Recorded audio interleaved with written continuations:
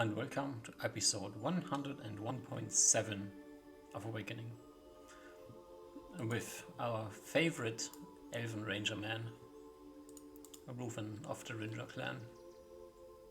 Almost rhymes. Ah, you make me blush. After a short hiatus in the forest in Hatana Island, you made it to the ship. You made some nice and some not so nice comments to the crew of the ship and bullied them into letting you transport a unicorn to Port Bream, which brings you, since that's kind of your job here, as the ranger slash unicorn handler in this moment in time, to the slightly uncomfortable situation that you're landing in Port Bream and have to run out of the city with a unicorn. Unless you come up with a different plan, that's also an option. I have a very slight attempt that I might try. I can already try this in the before we depart from the boat. Can a unicorn wear a hat of disguise? No. Okay, I assume so. Then I have no specific plan. Okay. It's gonna be just a rush out of the city in the most easiest path we can get. There is a trick the unicorn can pull. A unicorn has the ability to teleport, and if the unicorn allows you to ride it, which it might, it could teleport with you. Teleport is short range, but if you're getting like close to Port Bream and then you bully the ship to get like close to shore, maybe you can make it onto the land. Or I just start running in the city, and if something tries to stop you, blink away. That's also an option. Yes. Actually, the first option sounds pretty good. Are we arriving in the daylight or nightfall? You arrive in the daylight, since the ship is landing in the port. They want to light. They don't have time pressure to land, so that will make sure it's daytime. Or light out at least when they arrive.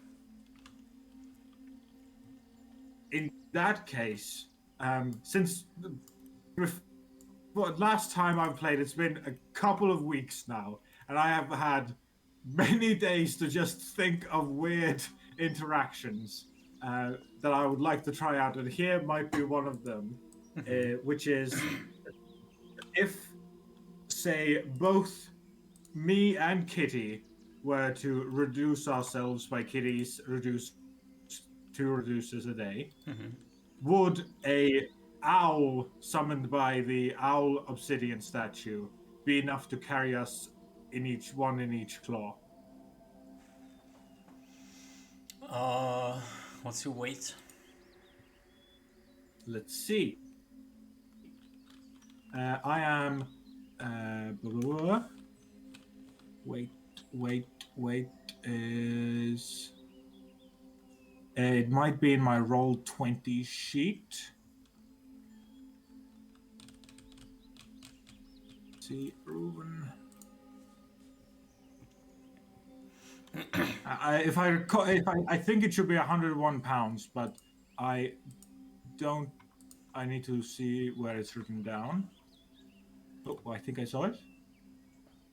A 98 pounds from myself, and total equipment is 44.1 pounds. As I have put on the magic backpack and have shoved a large amount of stuff in it alongside my longbow, which means I now have taken 1.5 pounds off initial weight. The longbow should fit in the backpack, right? It has like specific. I think so. And in the big one, it has. One moment, Debbie. Misk, half a sec.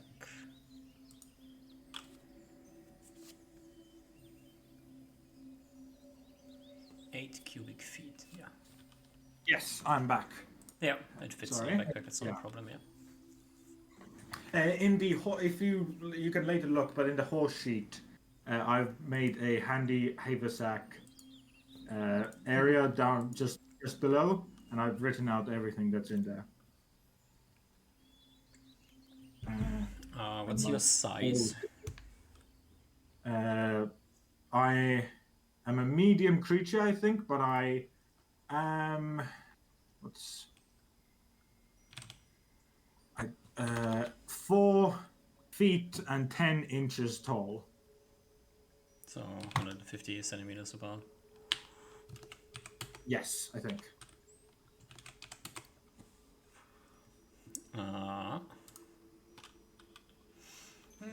In theory, it could work. I'm not quite certain if it does work though. It's something that should probably be tested before Yeah. flying above water. Yeah. Yeah, that makes sense. Also, it does in that not case, solve the unicorn problem. Unicorn could have just teleported.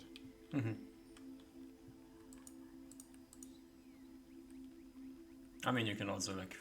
But I think that's it. Okay. All right. So, no. I think you request the. Yeah. I think the way we'll try first is if the unicorn will allow, ask the unicorn to teleport with or take Uzma, Reuven, and Katie with the unicorn and teleport like to the side of the city, effectively. If needed, paying some money to the crew of the ship to do just a tiny maneuver. Unfortunately, the unicorn will not allow you to ride it. Okay. In that case, okay. Then we'll go with Plan B, which is we will depart at the docks and attempt to flee from the city. Alrighty. My question is, does Port Bream have walls? Yeah. And are the docks within those walls? Yes. Shame. Okay. So we're going to have to move through some streets. Yes. But that's what we'll do. Yeah. Alrighty. Can you give me a just a simple luck roll? Give me a d20. Okay. Rolling a d20. Ooh, it's taking a long time. Alrighty.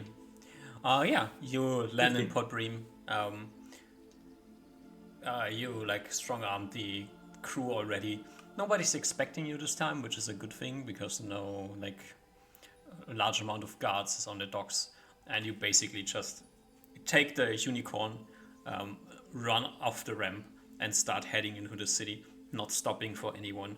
There's like some shouts coming from behind you. But considering that it is quite simple visible what is being ran out of town, which is a unicorn, and who is running it out of town. Also, your fellow party members stepping off the ship behind you. And shit, I mean, it's a bit weird. You're kind of smuggling a creature into the kingdom, but it's a unicorn. There's no, probably not too much trouble. So, to all you know, you managed to run out of the city. Nobody is stopping you, especially not once they see you approaching them. There's like a group of guards at the gate that's like almost stopped in the way. Then they see the unicorn. They see the 3 foot, 2 foot. How long is the unicorn's horn? Yeah, 2 foot long unicorn horn staring in their direction. You staring in their direction. Maybe a hand slightly uncomfortable close to one of your blades. They step out of the way and just run out of the city. And you disappear into the, well, Port Bream grasslands and head over to Lubei, or just straight south? What's the plan? I think the plan is to try to get to Lobay Woods as quickly as we can. Probably somewhere in the western corner here. Yeah, that's fine. We're probably not taking the road, even if that's faster. We'll just move into the woods Yeah, and try to get there before resting. yeah. You make a beeline to somewhere south, trying to get somewhere into the Lubei forest, and slightly as darkness approaches, you what do I want to say? You see like the forest in the distance, and arrive in the safety of the woods as night has arrived. It's dark already, but that's fine. Who needs to see, right? Yeah. I think Ruben might push on just a little bit to get like a mile or two into the forest. So Yep. they're not completely visible. Yeah, Make sure that's the what you tracks do, are him. And The unicorn doesn't leave much in terms of tracks. Neither do you while traveling alone. Kitty doesn't leave tracks anyways, so that's a stealthy crew you have here. perfect. Uh-huh. And I'll provide required sleep if it's okay with it. Sure. And probably rest. Yeah. I don't remember if this is quite centaur territory or not. Should be fine. So. Yeah. And even if they do discover us in the night, I don't think it'll be a big problem. So. This side of Lobay Forest is definitely the center's land. So if you're heading through this edge of the, if you're heading deeper into the forest, you're probably going to run into some sort of center patrol. But if you're staying like along the edge, then it's probably fine.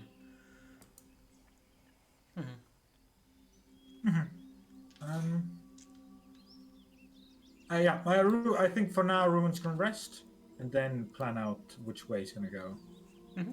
All right. Finding a nice tree to camp at. Yeah. You go to sleep in your second most loved forest. I assume nothing interesting happens here. That is... Okay. Okay. Alrighty. Yeah. You go to sleep. And you wake up the next morning. And Ruben nervously as he wakes, opens his eyes and looks for the unicorn. it's like standing there, munching on some forest grass. Amazing. Nibbling at some leaves on the side.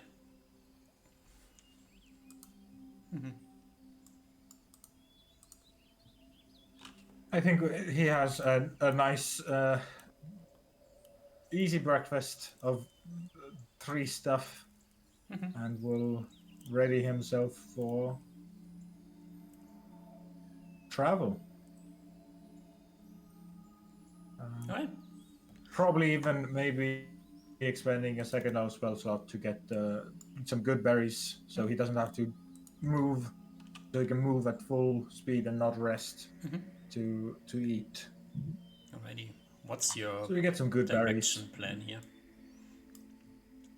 I think Reuven's not nervous about meeting with centaurs, but he is nervous about weird humans, especially now that he's learned that there's humans congregating with all sorts of undead weird stuffs, and there's like secret human organizations doing horrible human stuff. Like exactly the things he had been warned about before going to the human lands the first time, pretty much. So he's much more nervous about being outside the forest than inside. So I think the plan is to go kind of like this to get to the more southern tip of the woods, and then pump like south. Alrighty. And we will be going straight to the centaur area. You start heading into a forest and give me a perception check. Okay. Rolling perception. 13. Yeah. Can you also give me a d20? Okay. A natural 1. Great. Yeah, perfect. You start heading deeper into the forest, and after about like 3 hours of traveling or so, you notice like coming through the forest the sound of hoofs.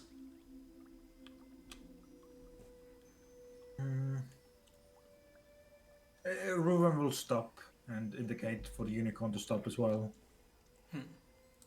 And let the Why are we tell the stopping? unicorn that this is the territory of another peoples. They aren't quite like me, elves, but they are somewhat similar in their being, in their way of life. They are, and this is their territory, so it's polite to greet them, I guess. They're usually quite strong-handed in protecting their lands, but I have a good relationship with their clan, and I don't expect to get into any trouble.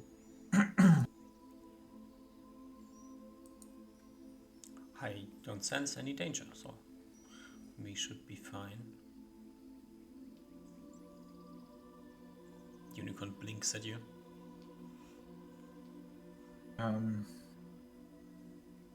Reuven, still not fully sure what to feel about this unicorn.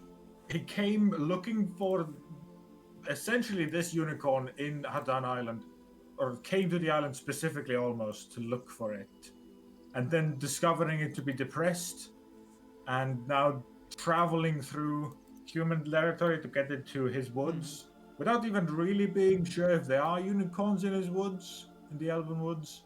Yeah, There's a lot quite of certain. there's been a roller coaster of emotions. The weirdest part about the unicorn is like that's you had like these few moments when you were like resting with the unicorn in the forest, where all of a sudden it like disappeared into the night. You heard like screams, and then it came back with like some blood on it. Never really like saying anything about it. It's like just usual unicorn stuff apparently. There was a bit of like the thought in the back of your head that maybe the unicorn might stab like some sailor at some point, which didn't happen. Also, there was no massacre in the city, so far everything seems to have been gone well. Still, despite being like this mythical creature of like general goodness and things, there has been a surprisingly large amount of murder going on around you. Yeah, it is. I think for now it's just another thing he adds to the list, and he hasn't really been able to sort any of those thoughts out in his head. It's been the last day was very stressful for Reuven, so Yeah. he's just kind of been hanging on by the seat at the moment. And I guess remembering that horn being slightly spattered in blood, he moves in a way that he expects himself to be in front of the unicorn and between the unicorn and any centaurs that would come, even though they'll probably surround us anyway. Hopefully he can stop the unicorn from killing if it comes down to it. Yeah. As you like heard the hoofs coming, you stopped like the unicorn and yourself like standing there. Takes another like 3 minutes or so until unmistakably a group of like 2 centaurs step out from behind trees and bark something at you. Reuven will take a step forward, do a slight elven bow, and say greetings in Elven. Can Yeah. either of you understand me? One of them says, "Welcome, Sir Elf. You're very much welcome in our lands. What brings you here? Who is this magnificent creature that is traveling with you?" I thank you for your hospitality. I am Reuven of the Elves. I have traveled to your clan a handful of times and met with your elder. I do not know if I have had the pleasure of meeting your search party yet. Your guarding party. Derek I also stare at you a bit. Yeah. He also is not sure. I don't think Reuven can tell the difference between normal centaurs unless he's very familiar with them.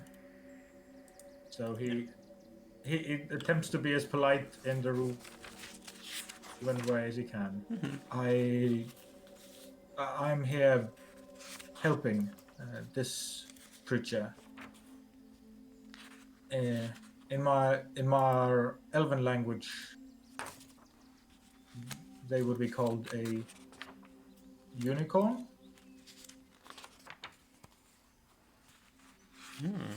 I am assisting them in finding finding their way to the Elven woods. I feared some problems in the human lands outside, so I hoped that I could use your clan's territory as a safe path to my home. Of course you can. We will guide you on the quickest path. I would appreciate that very much. And they turn around, you see like another 3 or 4 so far hidden centaurs like stepping out from behind trees next to you. The unicorn is standing there, thoroughly unimpressed. No reaction to these things at all. And Horse people. yeah.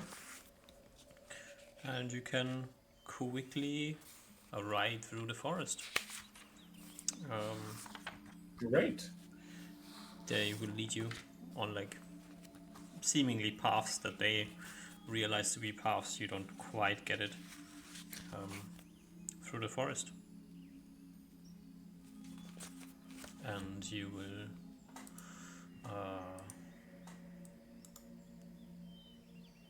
somewhere to the I end of asked the day them to get. Yeah. arrive at the edge of the territory where they will leave you. It's still somewhere in the forest, but I think we'll rest the night away in the woods and then prepare to move at the early morning. Alright. Go to sleep. And Are we interrupted during the night? Any spooky skeleton raids interrupt us?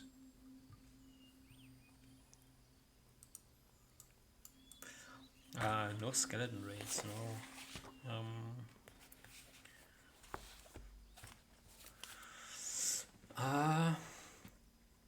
Give me a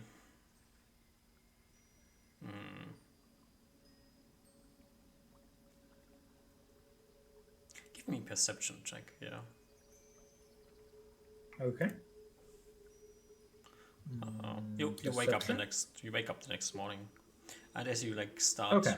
start to start to move, like from the corner of your eye, you notice like this weird mark of some kind, like somewhere like next to you.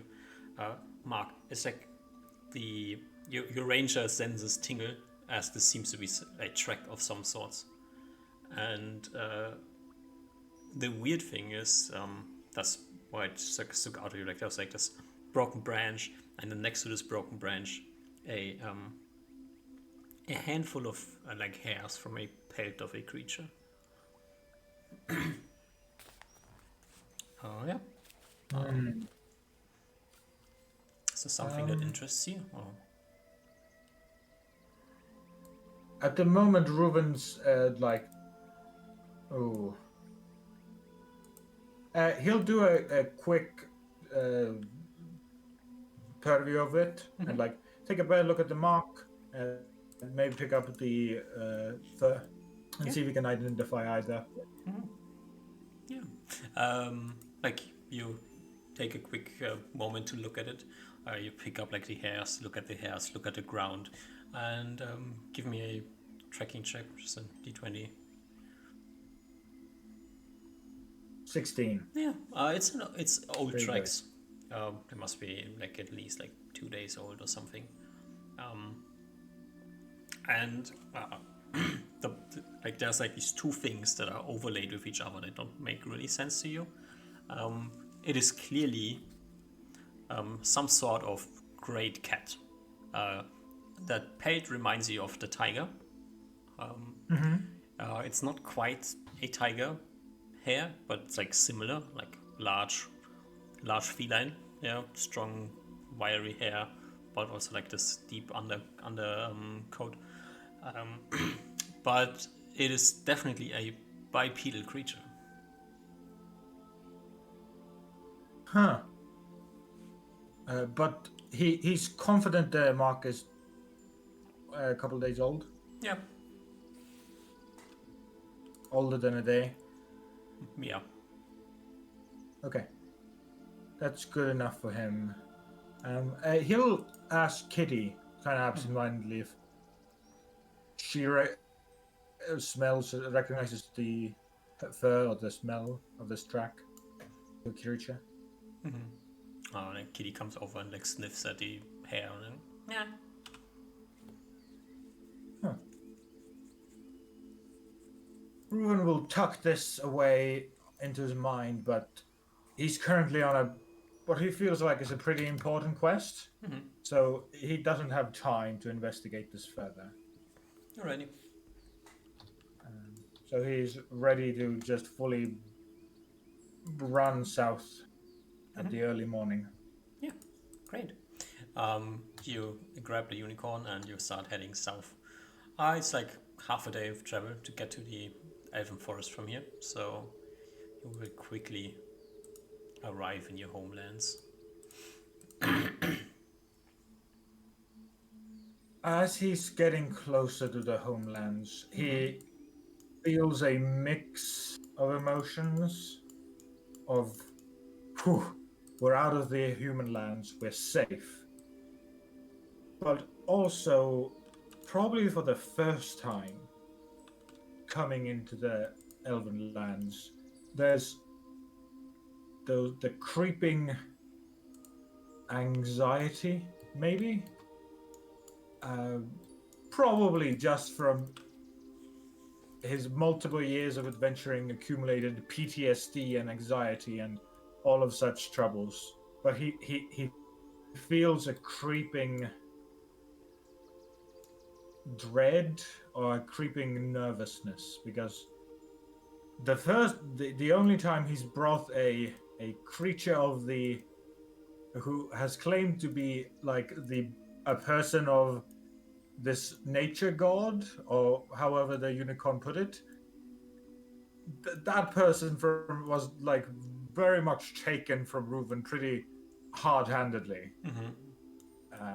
And he's also just pretty much the last time he was here has had a very not good memory with an elder of the capital.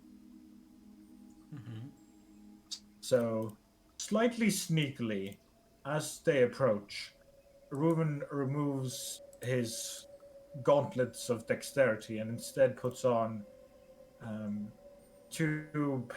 pair of almost invisible gloves of missile catching.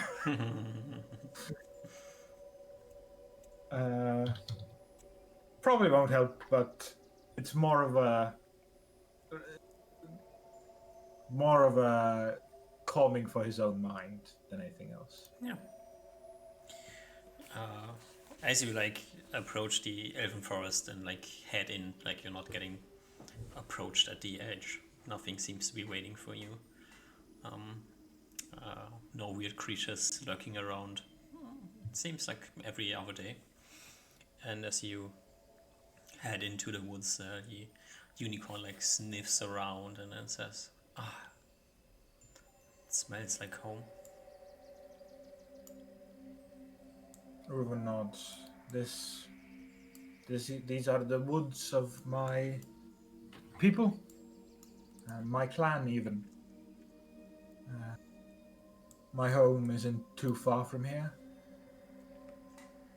Now, though, I believe I did mention before,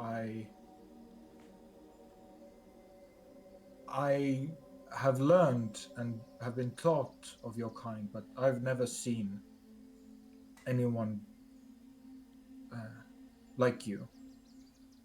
So I don't know a specific location for you to go find your kind.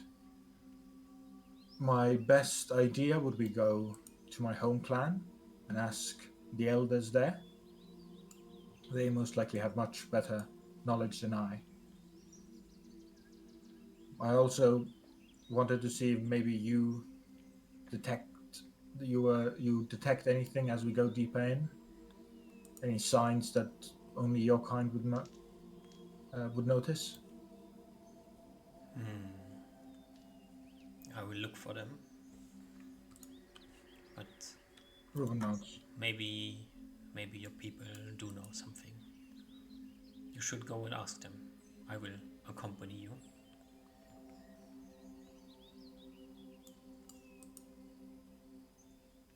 Reuven gives a serious nod.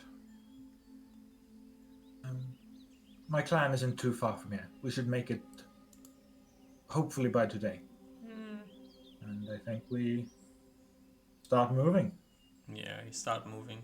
It's going to take longer than a day. Yeah.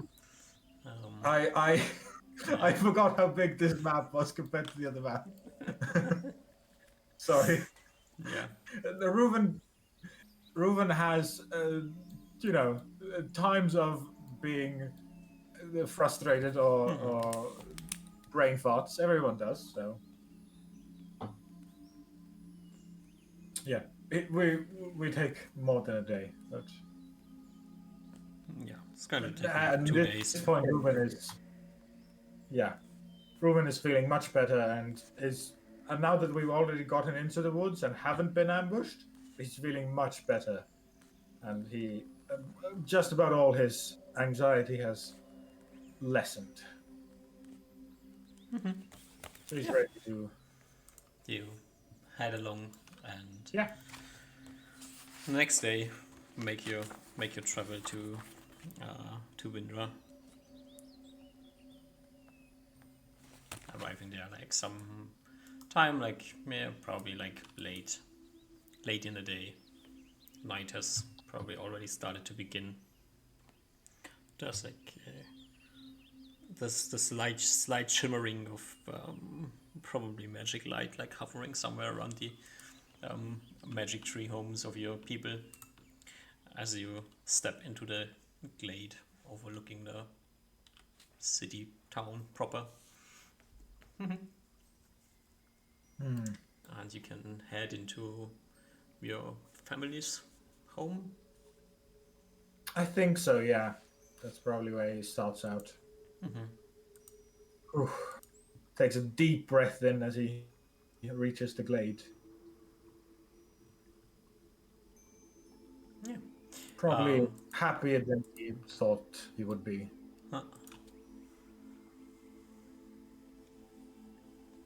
You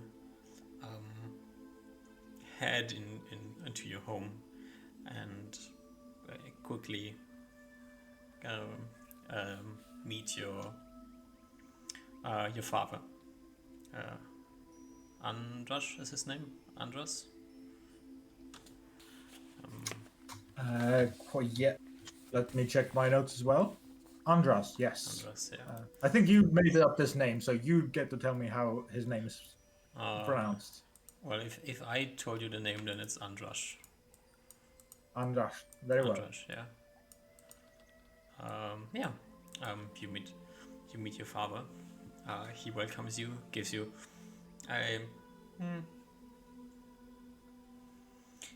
a reaches out a hand, grabs your hand, and then puts his other hand on your shoulder, welcoming you in, and says, "Oh, my son, it's nice to see you again. Last time you came by, you were in such a hurry.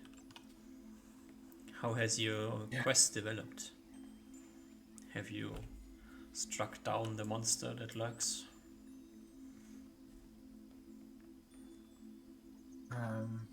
Reuven's mouth opens and closes as he can't quite put to words his thoughts.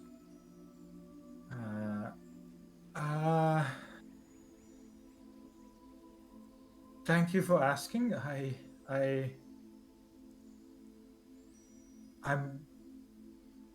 I'm working on it.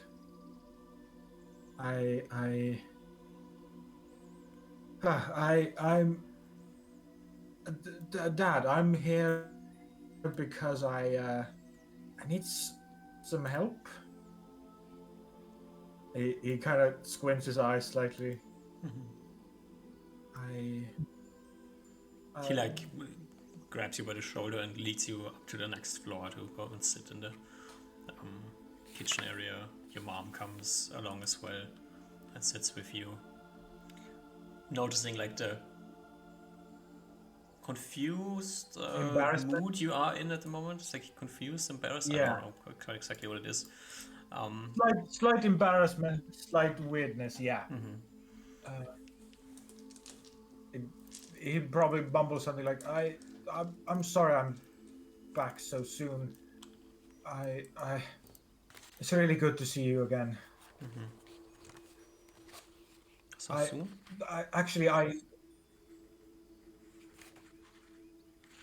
Yes, I assumed. Well, for me, it's we're doing many things every month, but I'm just checking if you're mistaken, but it's like 6 months. I think or it's so. only been.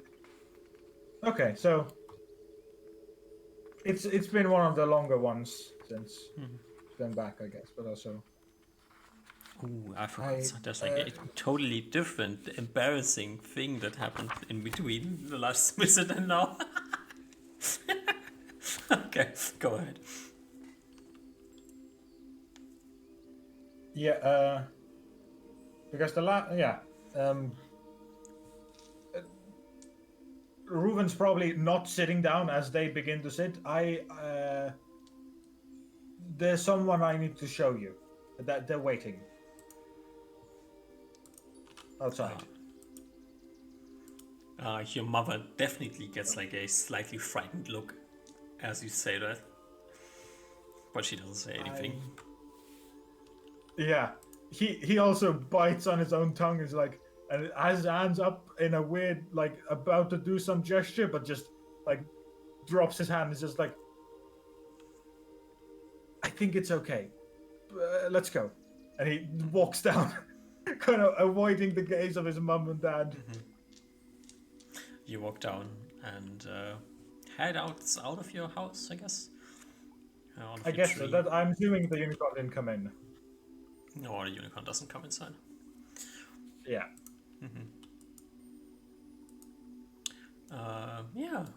And they come outside and there's no pregnant human woman, so they are relieved. Ruben did not think about that at all. But yes, that is exactly what they would think. And as you Yeah, look that- around, that you would see be- like this magnificent unicorn standing there, quizzically looking at you coming out of the house and looking at them, and then slightly giving a nod to your parents, who like politely nod back at the unicorn, and then your mom says, "Oh well, that is well better than expected. How how did you find this creature? What's his name? Where does it live?" Well, that was the thing I came here for. Besides just, I guess, wanting to see you. His ear tips slightly curl. And then he like immediately pushes through the conversation again. I went to another land with my companions on a boat, and there was an island, quite a bit smaller than ours, and there was a small forest there. There was well, that was taken care of by, and then he like turns to the unicorn and realizes he's never asked his name, but he also doesn't know any unicorn social cues. So he's like, "I'm sorry, I never ask your name. If you have one." I'm Asking the unicorn. I'm unicorn. What else would I be?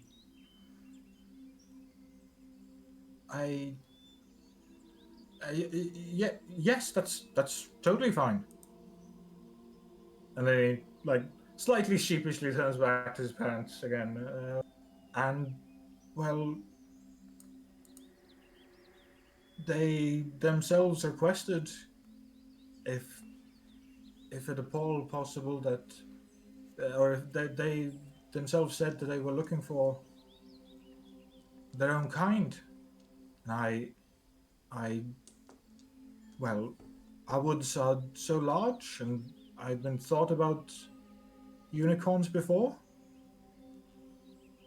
I hoped that I could help them find their own kind here. Give me He charisma kind of check. blabbers on, and yeah. I think charisma is. All my stats are basically the same. Yeah. Natural 20. Nice, yeah. As you were like saying your sentence, you're looking like back and forth between the unicorn and your parents. You very much noticed your mom was playing it off well, but your dad had like a weird reaction to you talking about different land, boat, island. Somewhere in there, he like made a frowny face. Okay. And as you like continue talking, like he like touches your mom like on the elbow, and then they like exchange a good glance, and he Says, excuse me a moment, and like turns around, heads back inside.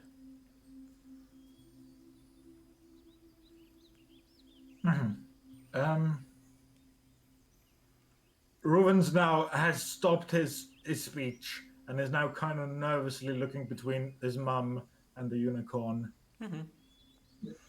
Your mom like approaches the unicorn and like says like nice things. Oh, what a nice horn you have! What a nice mane you have! And like motions as like she's like trying to like touch the unicorn. Like she seems to be like interested in interacting, and the unicorn doesn't seem to mind. I think Reuven, in his not saying anything, but pretty easily discern from his face, is very much like, "Wow, my mum's fucking amazing. Look at her go." It's a unicorn whisperer, yeah. Yeah. You know, maybe all you like spending too much time in human lands made you too reactive to like these unnecessary things humans do, like they lie, they intrigue, you know, all these things. That's not something that elves usually do, so probably has nothing to worry about, right? Yeah. Yeah, it's totally normal what happened Probably. here. If there was something bad going on, your dad would have told you, right? I think so. Yeah. Yeah. Yeah. Yeah, definitely. And his dad wouldn't. Well, they've hidden some things from him. Quite a few things he's now learned, but it's probably okay. Yeah, Right? totally. Yeah. As I said, there's nothing bad going on here. And yeah, as you like stand there and wait around, watch you like your mom like interact with the unicorn. She's doing this quite well. Jenna and your dad come back out of the house, and you give me an int check. I think this is also the same stat. Yeah. All right. 14 failure. And yeah, they come out of the house, and like you, Jenna like gives you like a short like polite nod, and then heads over to your mom as your dad like comes closer to you, and yeah, and you stand there and watch.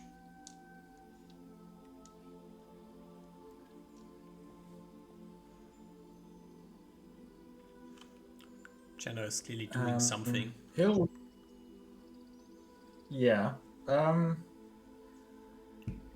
think he has taken a few steps away from this, but and is waiting for his dad to approach him, I guess, if he is. No, he's like standing next to you, watching the Okay. woman and the unicorn.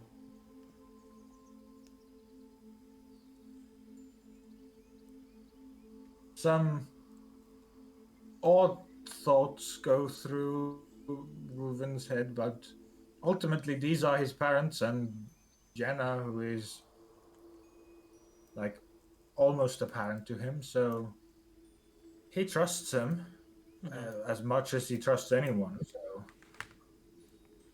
I think he just keeps looking at the unicorn. Yeah. The unicorn is standing there, not minding what's happening to it at this moment in time. It's probably like there's probably like some low elven whispers going on, but it's not much of substance being said here. And clearly the unicorn doesn't seem to be threatened. Nobody has been stabbed yet, so it's fine, right? Yeah. And then it takes like 5-10 minutes or so. There's like some probably spellcasting going on over there, and then Chandler will look over to your father and like give like a slightly grim head shake.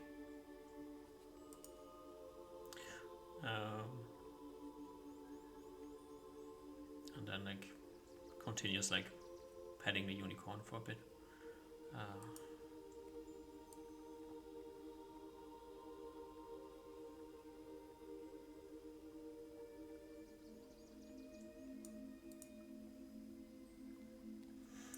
Then your father like says, if you want, we can take care of your unicorn friend here. Make sure that he finds a nice place to stay.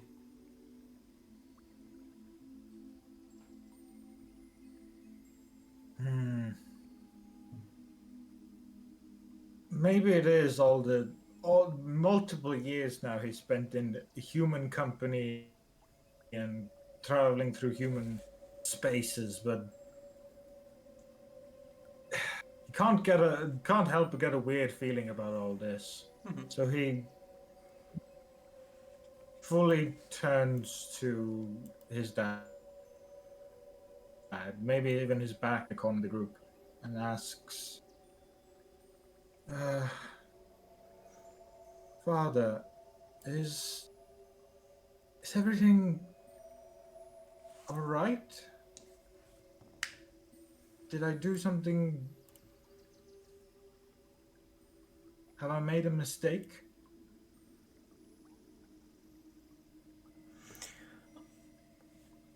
So maybe this comes as a surprise to you, but your father actually like gives you a bright smile and puts like a hand on your shoulder and says, my son, it seems the time in the human lands has given you a new sense for subtleties that you've been lacking before.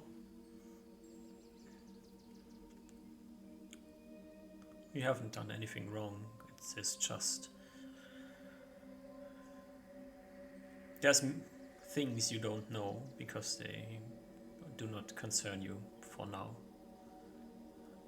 One of these things has to do with that forsaken island you've been to.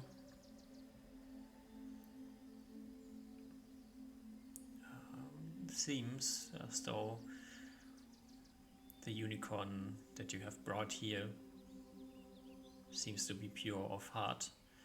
There's a corruption that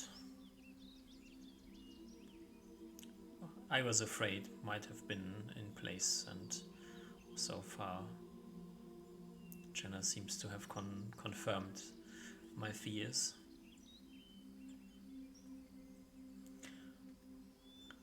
With, in its current state, we cannot let the creature roam free in the forest.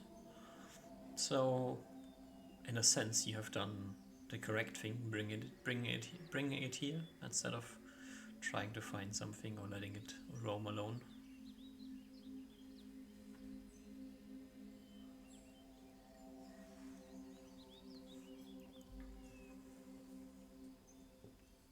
Reuven is hit by this in some multiple ways, but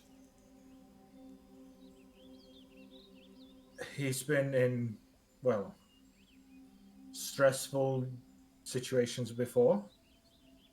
Not as at all in social, but slightly translating probably to the combat situations might slightly translate to social ones as well. So he doesn't do what he would have done had he been the Reuven that left Windra on the day he became an official adult and ran off into the human lands.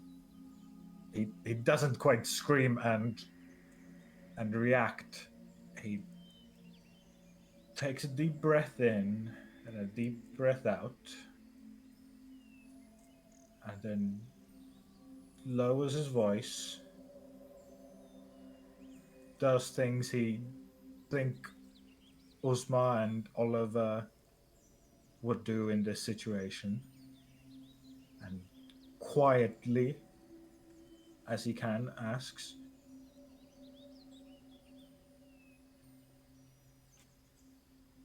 So it can't be with others?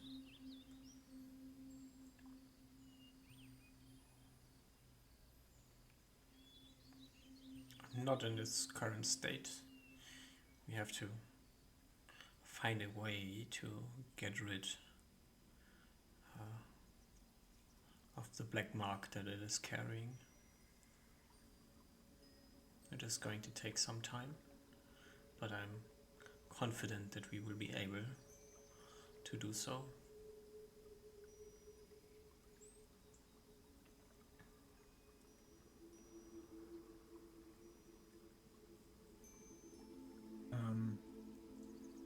He Reuven gulps, looks down for a moment, as if contemplating himself at the moment, or the whole situation, and then very slowly nods. I would like to help, if possible. If I can do anything to make it quicker.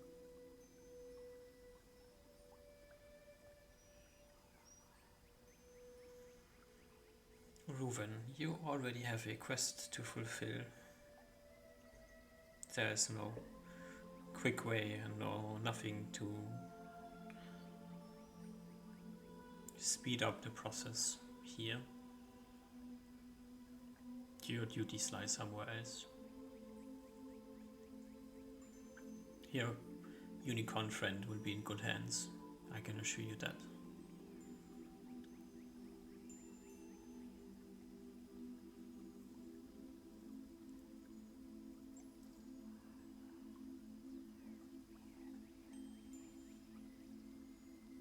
Reuven is silent for a good long pause.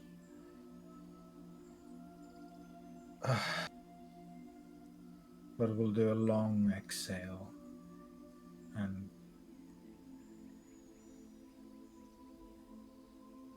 maybe disappointed, maybe unwilling, but will nod and say, "Okay, Dad."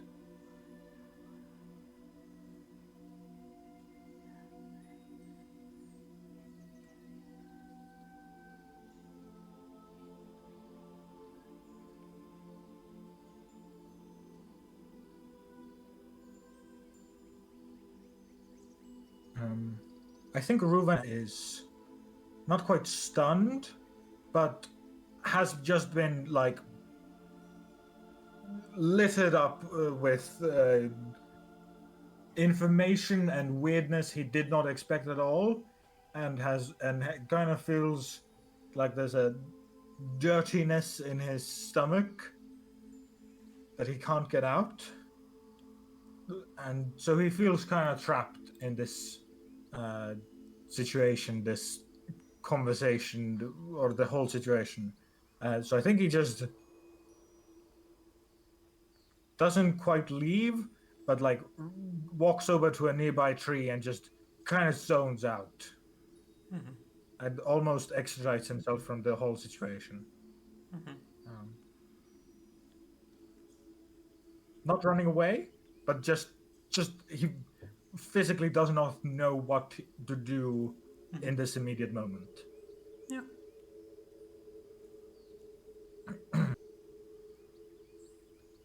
Totally So fine. he just lets it move. Yeah. Unicorn is still over there. Your mom and Jenna like slowly moving it like over somewhere. There's like a small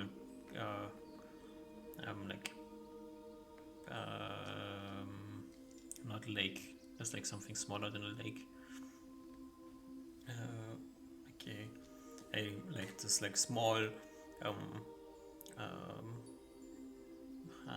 river thingy that like runs through your settlement here. Has like this one like beachy area where there's like a larger plot of water. It's like leading the horse over there.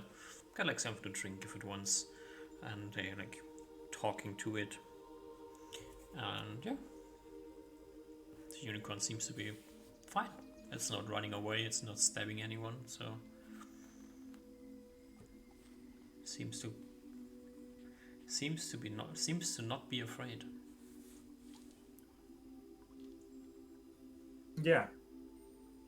I think that's eventually something Ruin comes to himself as well. If he's traveled enough with this unicorn, that the unicorn is very perceptive to certain things, seemingly. So if the unicorn felt he was like something bad was happening to it, it would have probably reacted already. Yeah. So yeah, I think Reuben just lets the day go by, and will just do nothing but chill for the remaining hours.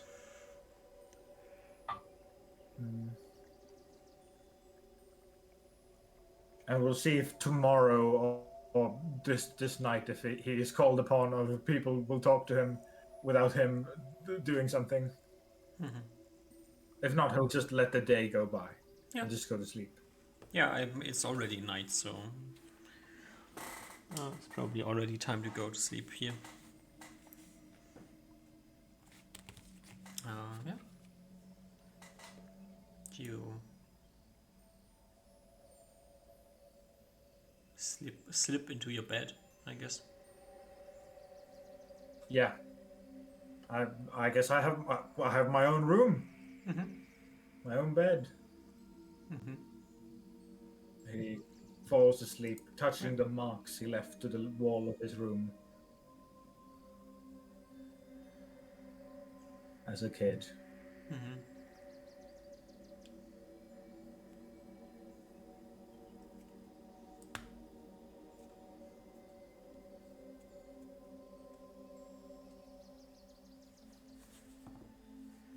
And yeah, he just lets himself fall into dream. Yeah. He doesn't. You slip away into the dream and wake up with this weird feeling like your arms and legs are very tired and you're like very slow moving. And as you like sit up, looking around,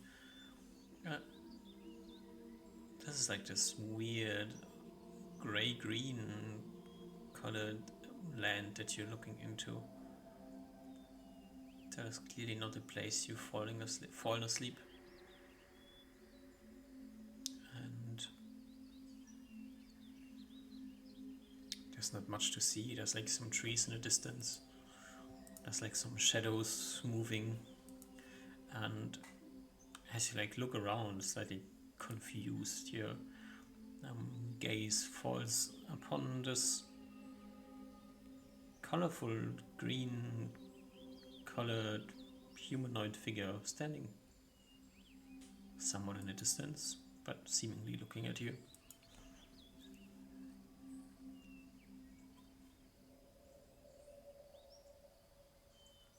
Reuven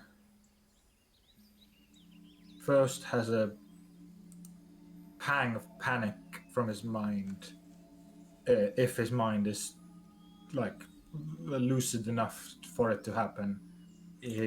No, you actually don't panic. Not at all. You're okay. surprisingly calm.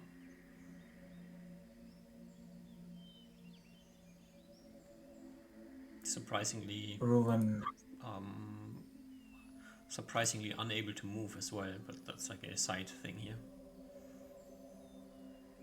Okay. I think Reuven first looks,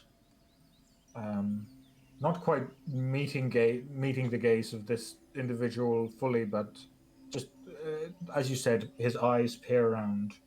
Maybe even take a second gander around to almost naturally get a better look at his environment. He breathes in, smelling the air, and once he feels like a good, strong not an understanding, but he feels afloat in his own mind. He will fully focus on this individual in front of him, around him, close to him, and will, All of the above. yeah, will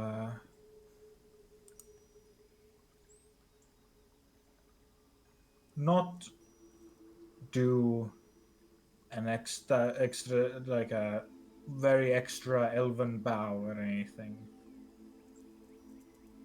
A very polite and a very polite just greeting of a head nod. Trying to do, I think, almost recalling back to his conversation with the incredibly ginormous butterfly he had in the vibrant dream, treating it in a similar fashion, just showing respect and a positive greeting. Yeah, you try your best. And you feel if like there is no immediate, you try to do like this polite greeting, and you're like receiving this feeling of being welcomed here. And as you like keep looking over at the thing in the distance, that is not quite showing itself to you. The creature like raises an arm and points up to the sky. Reuven's gaze will follow its arm into the sky. Yeah. You look up in the sky, and you know it's like not dark where you are at the moment. It's like this green-gray scale, and surprising to you, there's stars in the sky.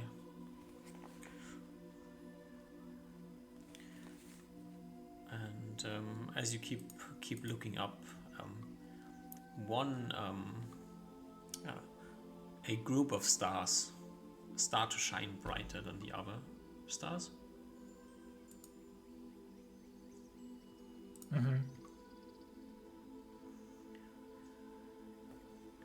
And they seem to be like creating this mark of a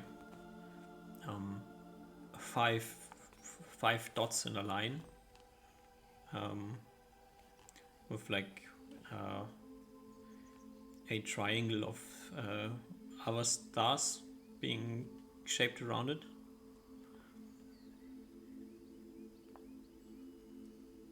Can you repeat that? It almost looks like 5 stars down in a line, and then on both sides of the line, like a fan of stars, like 3 on each side, like going further away from the middle. It's almost like a arrow. Yeah, an arrowhead with just multiple thingies. Okay. Yeah.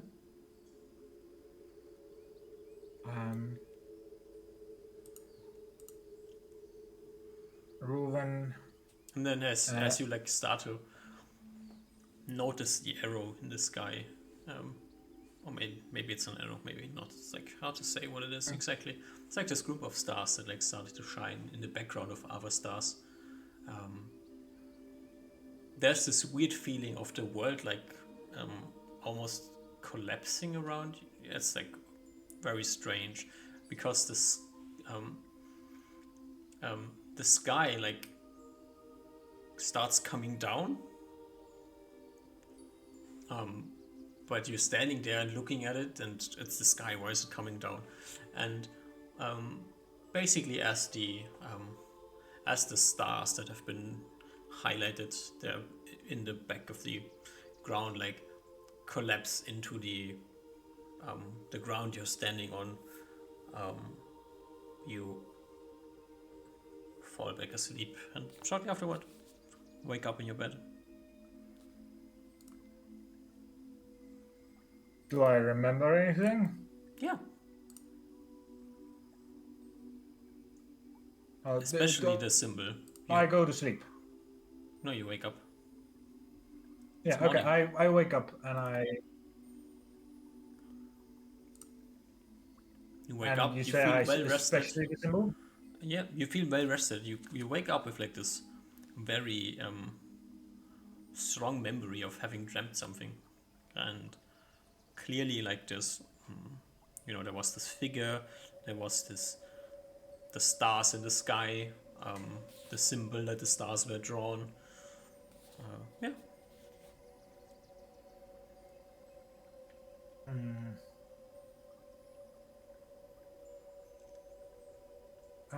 Um, Reuven he thinks this is probably what comes to Reuven's mind is probably this nature god that's been talked about, but he's also not sure if this individual that spoke or like met him in his dream is that or is it not. He's still very much confused about the nature of what is nature and what is this god and the connection between these things, Mm-hmm. and doesn't he doesn't know quite what to think about all this. He doesn't have a particularly strong worship of the gods, I think, or he definitely has some sort of weird. His feelings for them are mixed. Um, so he feels quite positive in the fact that he feels it's quite direct from bringing the unicorn. If the unicorn specifically mentioned that it's a follower of the deity of this evergreen or something, and now that he got this quite positive feeling in the morning, he feels quite good about that. He feels, though at first he felt like he wasn't sure if he did the right thing here. Now he feels like it's been given a good thumbs up from all sides that this was positive. So he feels quite a bit relaxed from that. But the rest of this dream encounter, he still doesn't quite know how to feel about. He he's unsure of his own feelings about this. So yeah, with those thoughts in mind, he takes a nice and long breakfast. Yeah. Oof. Can you give me another d20? Okay. 1d20. A 7. A 7. Okay. Alrighty.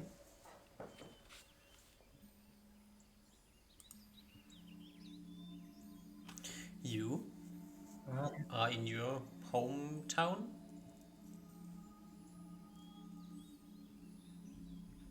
Yes. You have delivered a unicorn.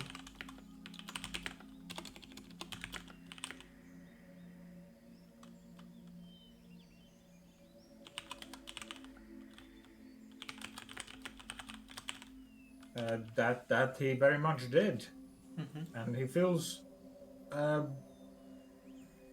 maybe he doesn't feel the accomplishment he dreamed of when he got back and the scene of bringing a unicorn to a herd of unicorns and and them all having a very happy time together. He didn't quite get that scene, but he doesn't quite feel that disappointed anymore. Yeah. All right. Great. Do you want to stay in Elfenlands? Well, last he know from the party, Oliver told him this they're gonna take 6 months for his orc thingies or something temple thingies. Wasn't quite that perspective, but he said 6 months. So now Reuben feels like he has 6 months to do stuff with. Um, and I think the idea that came to mind was, as he's currently still stuck on that window of what am I going to do just in general, what I'm going to do with those goblins. And the idea to go to the Hatana Island didn't really work out as he hoped.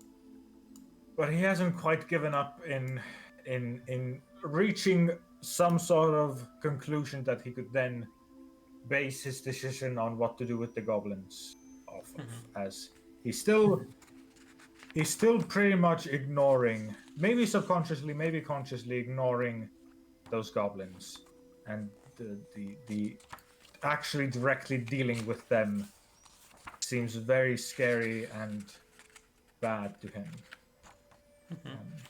So the next idea he had was, if one of these concrete things, even if he doesn't know what nature is and what he should be doing with it, one of the concrete things he does feel is that wasteland of an area to the east of the human kingdom. That feels like that feels like his goal, at least for the moment. If he can help that piece of land. So his current idea is to go back there and really take in this area that he feels like he has a very strong idea of. He feels like he needs to get a better understanding of it and really understand the effects there. So I think that's his current mind set on, to go back to that wasteland and really look it through up and down, to kill a desert troll or two. So I think that's the current plan that Reuben has. In a moment, I'm gonna go get some water. BRB 1 minute.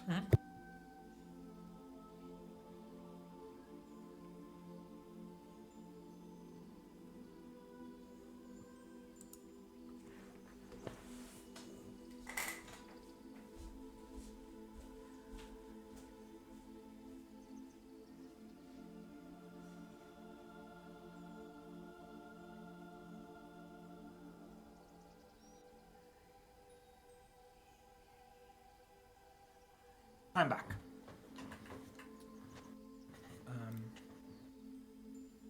So, if Duck, you're still there?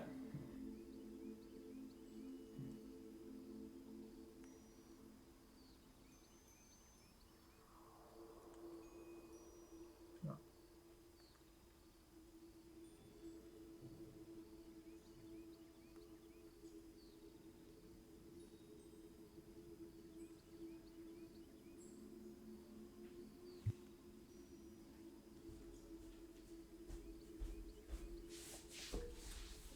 I stepped away for a moment, but I'm back. No problem at all. So, yeah, sure. I should have asked more clearly on BRB. Reuben's idea, essentially, that he developed on the boat, is to go back from the Elven lands to human lands, prepare some stuff, and then head to the east. You just in theory, you could also head through the Elvenlands east. He could, yes, but on one hand, I think he stuff he wants to drop off at the human lands, and two, this whole Robot. here, the whole apparently has. Oh, hello. It's better now. How am I okay now? I think. Yeah. Can you hear me now? Yeah, Hello. Can Yeah. you hear me now? I can hear you. Perfect.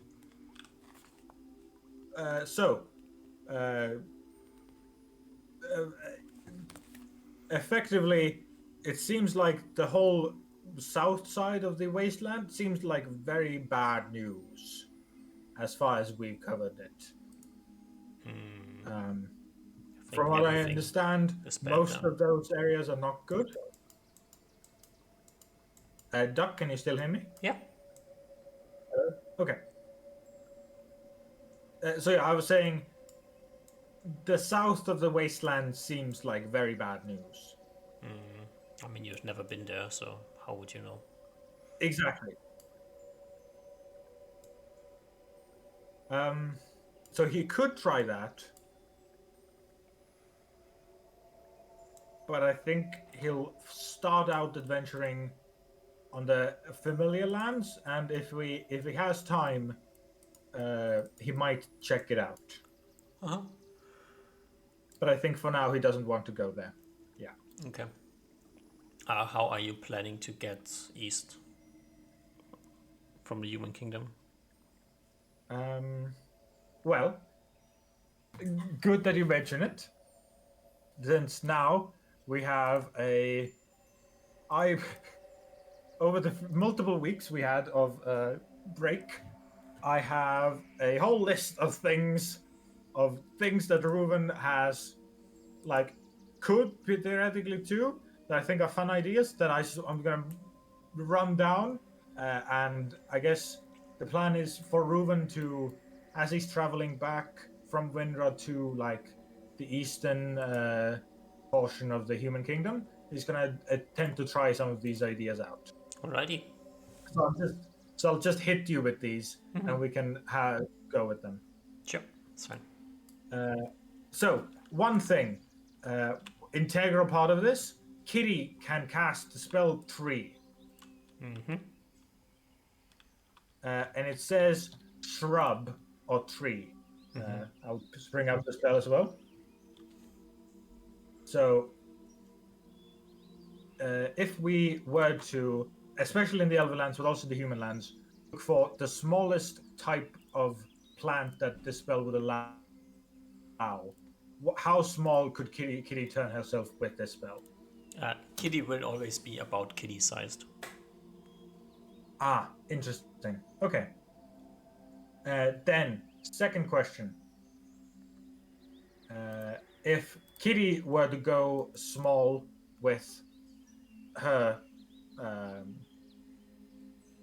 the reduced spell, and Reuven turned into a bat at night with the bat cloak, can Reuven carry her as a bat? No. You need your hands for the bat Even cloak. if she's both. Ooh. No, I'm also meant because there's an ability of the bat flying cloak to turn physically into a bat. As a bat. Yeah. To use my bat legs, no? It's too big. Kitty is? Yeah.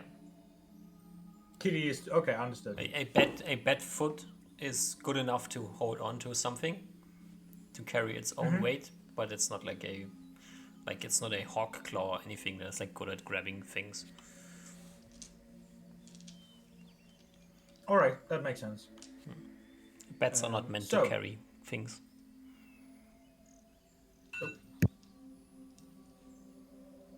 All right.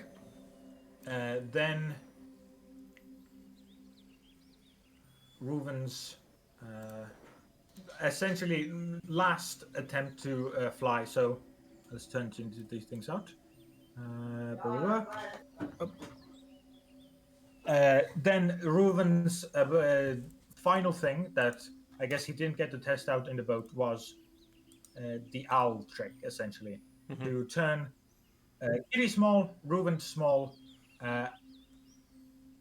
make an owl, and try to fly with that. Try to fly with controlling an owl and having it pick us both up. I think Reuven will do this in the Elven Woods. That's probably the safest place he knows. So before he starts into the east, this is something he attempts.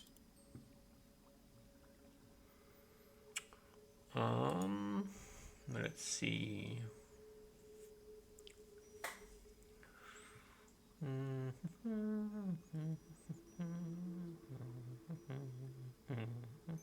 I also have the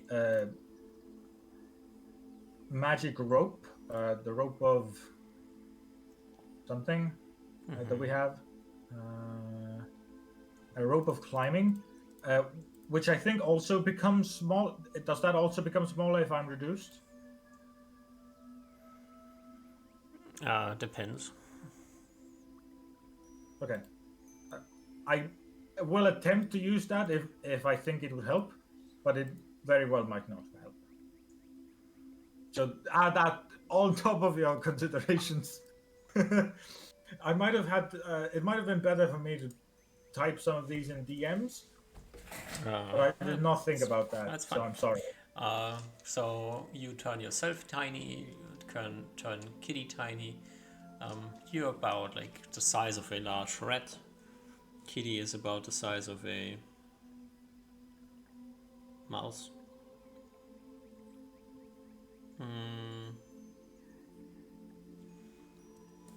How large are these creatures?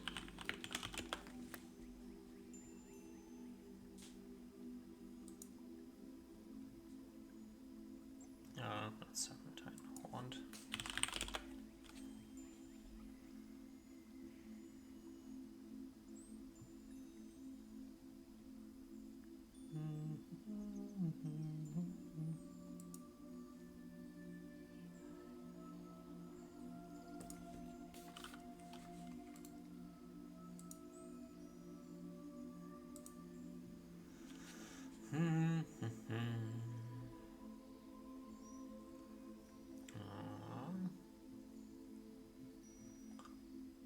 Hello, what size you are? Rabbits, hares, rats and mice. So everything, your size is definitely in the hunting category for the creature. So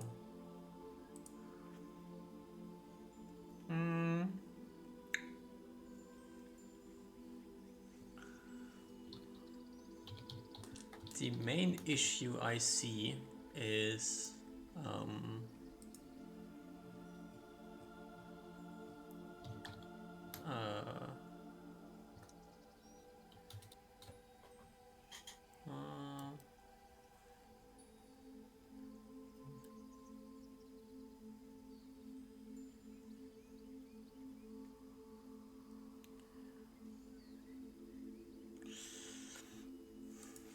the talons of a owl are made for like these are the type of feet you would want to have, you wanted your pet to have. They are made to grip and crush things, right? Yeah. They can grip basically anything they hunt and pierce it with their talons if they wish to. So for you, being clad in magic armor, not so much an issue. For tiny mouse-sized kitty, big issue. She might be pissed. She might literally get stabbed. Yeah. So while you can probably endure the uncomfortable feeling of pressure and because of your armor, you're at least not getting pierced by the talons. Kitty, not so much. Kitty definitely does not want to get grabbed by an owl. Apart from the fact that it is super embarrassing. Yeah. I will throw in one final idea. If she is both reduced and turns into a tiny shrub, will those two mix?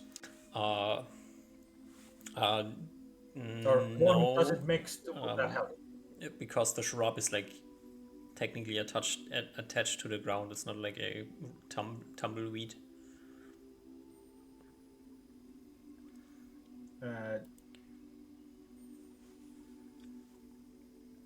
The tree spell turns you into a tree. You're standing there as a tree. You can't move. You are to the unknowing observer a tree. Yeah. Which means you are. But you can also turn into a dead log.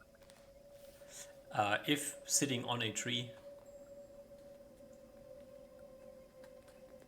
What did you say? I think it can also turn into like a dead log that could be moved. A log lying on the ground.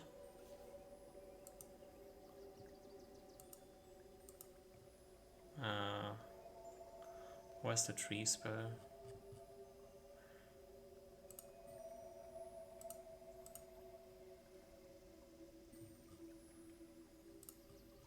Let's see what the spell reads and then see if I'm silly or not. I thought it was a first level spell, but it's not. It's a third level spell, yeah. It's a third level spell. Yeah. Tree.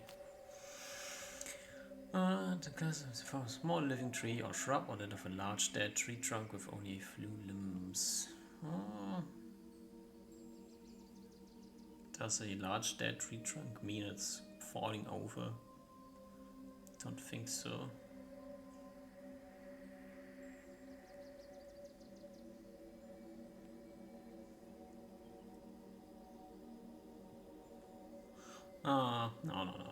No.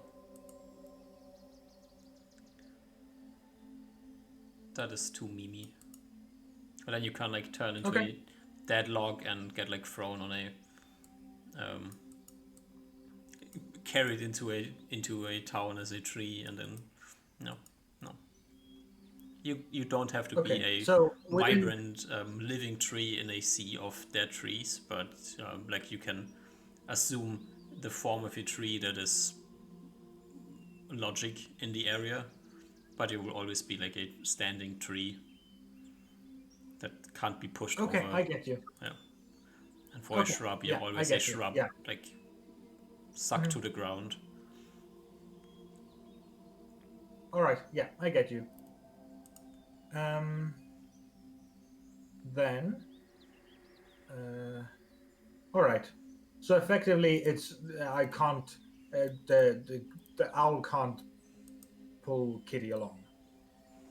Not just like this. If you get like a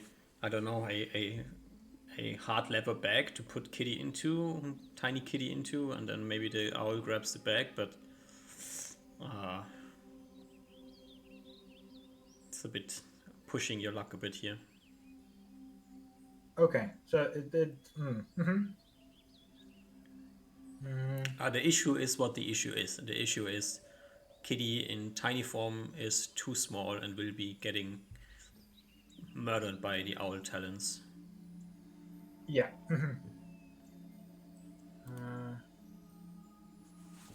If you find a solution for that problem, then you can see. All right, got it.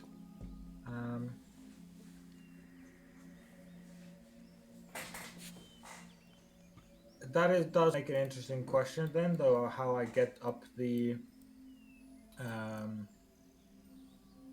hole up the mountainside.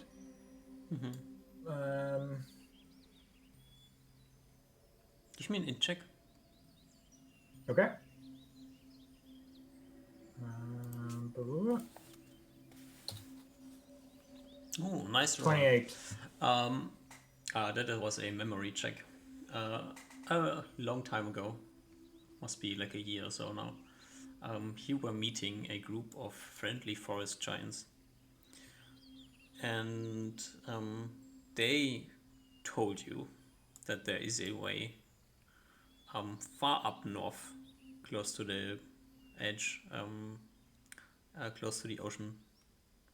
Um, there is a creature that has made a path down the hill. It's a bit hidden, but it exists. They used it, but they never went far down. That is true. Oh. Um, that is true. I completely forgot about it. That was the north part, right? Yeah, Or no, the closest the to the fully ocean. north Yeah. part. Yeah. The ocean. Yeah. Okay. And then that is the plan for Reuben.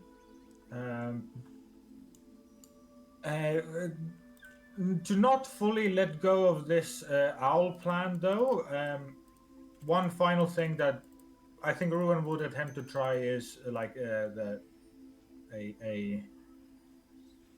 um,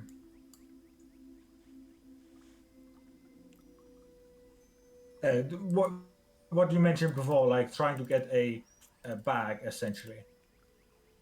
I think Reuben won't do this with Kitty herself. He'll just get a Kitty equivalent, some reduced Kitty equivalent item, and find a matching bag for it, and attempt to do that with the owl, because this won't be a like every type deal. Hey, what? Like an emergency, we need to fly away immediately. So even if it's uncomfortable for Kitty, like if we can survive, that's better. The yeah, you try this out.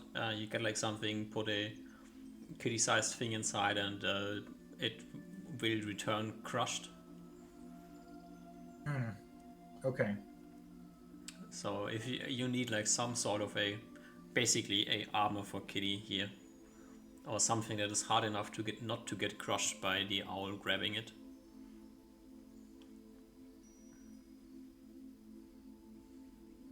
That needs to be fitted to a cat.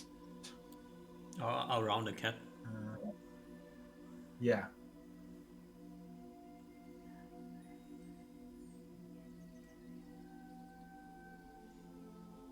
But it could be an item that's.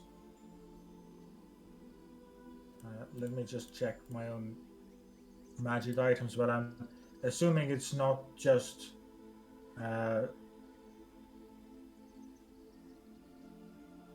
Like, I can't use a piece of my own magical leather armor to help her with this. If you want to destroy your armor and make it useless, you can, but if not, then no.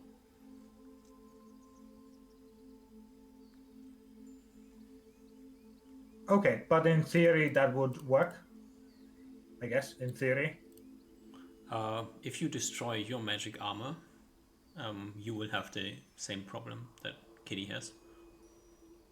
Ah, I get you.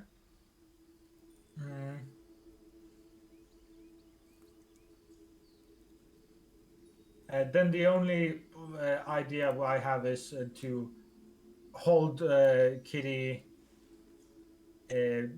have Reuben hold Kitty as Reuben is being held by claws. With the assistance of a rope of climbing.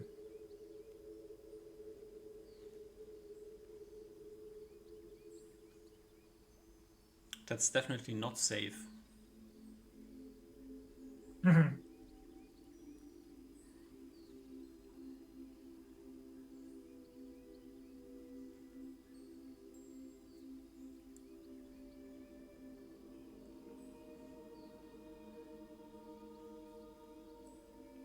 That could work with as a setup, but like you getting grabbed by the owl, like you have 0 movement. You can't like move Yeah. your arms or anything, so if at any time like you let go of the kitty or let go of the rope, it's bye-bye.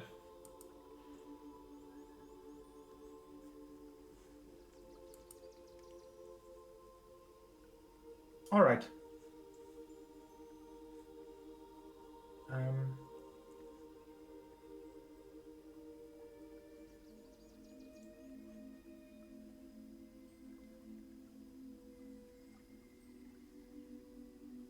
But I think that's effectively good enough for us as a emergency get the fuck out button. I mean, it's a Because the other emergency idea is take 5 minutes to do this button, but like grabbing her would also take a lot of time. Like no, you I have guess to getting a rope of cast like 3 Yeah. spells, use the rope, get grabbed, move away from the. That's like there's a lot of things that have to happen back to back. They're not happening in 10 seconds. They're happening over minutes.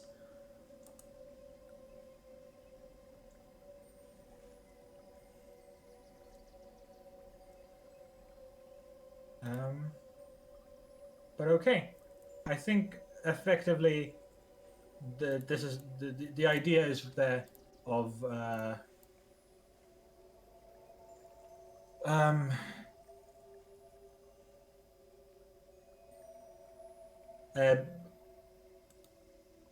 now this is just a final thing, but I do know that the owl thing can turn into a large owl at least, and then it'll probably explode.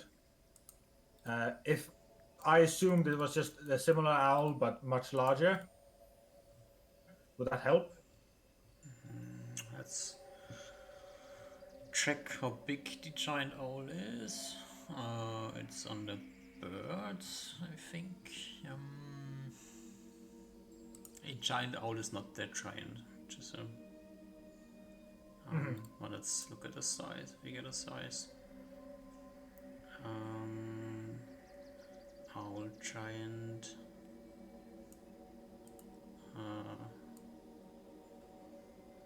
Doesn't give us a size. Does it give a size down here?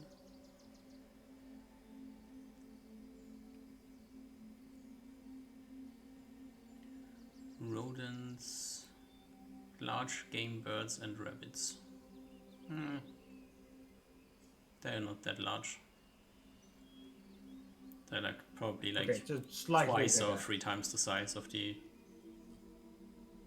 owl you have.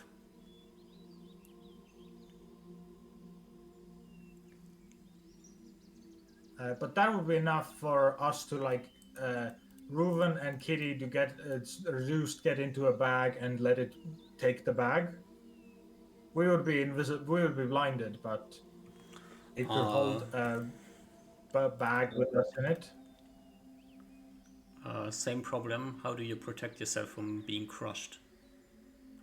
Now you have an even larger bird with even more crushing power. If we're in a large enough bag where we're just dangling inside the bag. If that makes sense? It is a free intelligence creature. It's going to grab the bag. It's not going to intricately loop one toe around a ledge of the bag and then let the rest dangle. It's going to grab the bag and move. That's the issue you're having. If the creature was like 12 inch, it could use its feet in a way to solve the problem, but it can't. It's just going to grab it. That's what the foot is made for, grabbing things.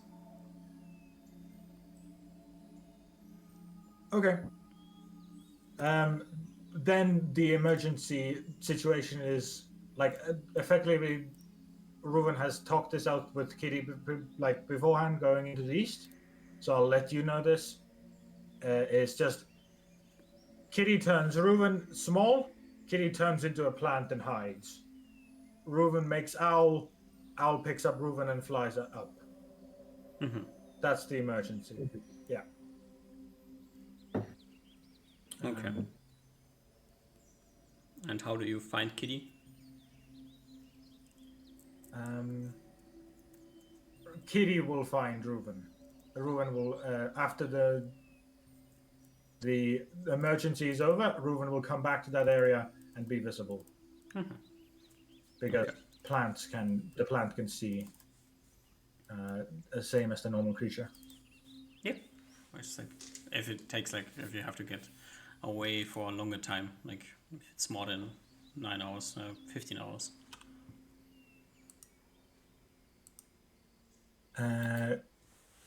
Then, if it's longer than she can maintain, I think she can maintain plant for like 6 hours or 3 hours, 15. maybe 3.5 hours. I think I calculated. Is it? Wait. If it's longer than that, she will try to stay there 6 for a day. turns plus 1 turn, 2.5 hours. Yeah. She will try to stay there for a day if it's safe. If it's not safe, she will get back. She will have to. Well, she will have to find a safe place nearby, and Reuben will come looking for her and search the place. But yeah, if it's longer than she can have the spell, she can move as far as away as needed to keep a safe place, to get a safe area.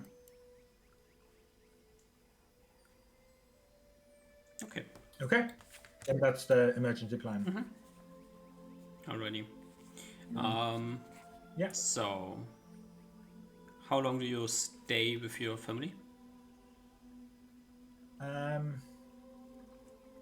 No more than a week that I take essentially trying out all these abilities. If I need more, then I'll use more, but No, totally fine. A week is totally fine. okay. Then there's three smaller questions that aren't emergency related. One is, if I have my bow in a backpack, can I take it out? How long can I take it out? Or how fast can I take it out with my magic backpack? 1 action, so technically a round. Yeah. Okay. Yeah, understood. That's the amazing thing about the backpack. Just whip it around, open it, and pull it out. It's always on then top. my second question is my crown's ability to make my swords fire. First, does it work on my anti-fire magic sword? I'll test it out. Sure. Second, how long does the fire of the swords last? I never asked this, so I'm doing this. Quickly check. Oh, it's not in here. It's in here.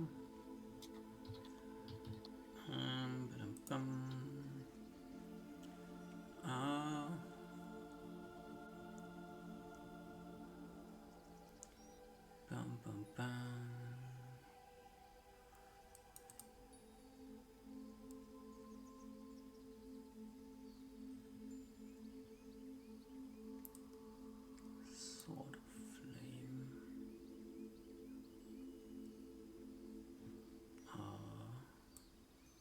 Is this a weapon? You can also give me the answer later. I don't need it right now. Just need to look. I think that's a spell. Okay. Is it a spell? I'll go get some water, BRB. Yeah. If you're okay with that. Yep.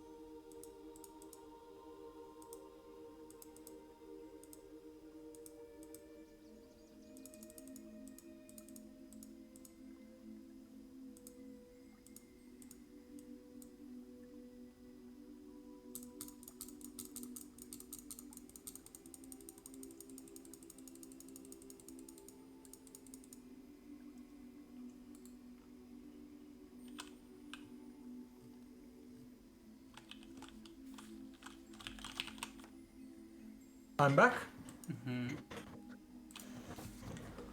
Um,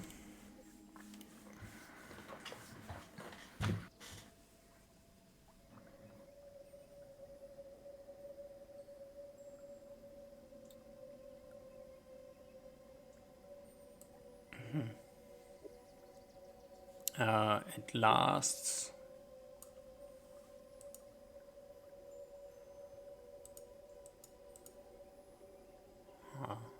Um,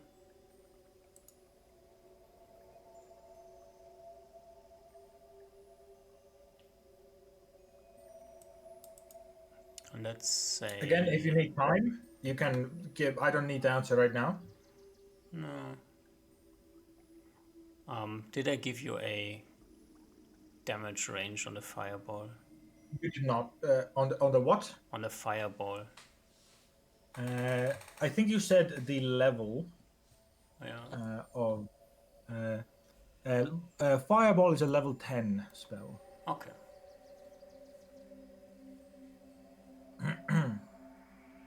Oh, I think that's what I did. Yeah. So this would be a 6. So then it is 7 rounds. Okay, 7 rounds. And final question with the sword: can it be placed on 2 swords at once? It can be cast on 1 sword in 1 round. So if I do it first round 1 sword, second round 2 second sword, they're both on fire. Yeah. And the it is just 5 additional points of fire damage. Nothing else. Okay. Or 10 Does points 5 against undead.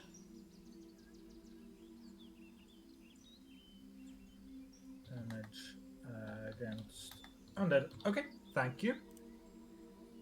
And now is the final thing that I need to prepare before going to the going east. Reuven wants to get, or I guess there's a way to put this question. He plans to move throughout the east like camouflaged. One way he thinks he can do this is with the disguise hat. He first wants to see how easy or possible it is to use that to like make himself camouflaged against terrain.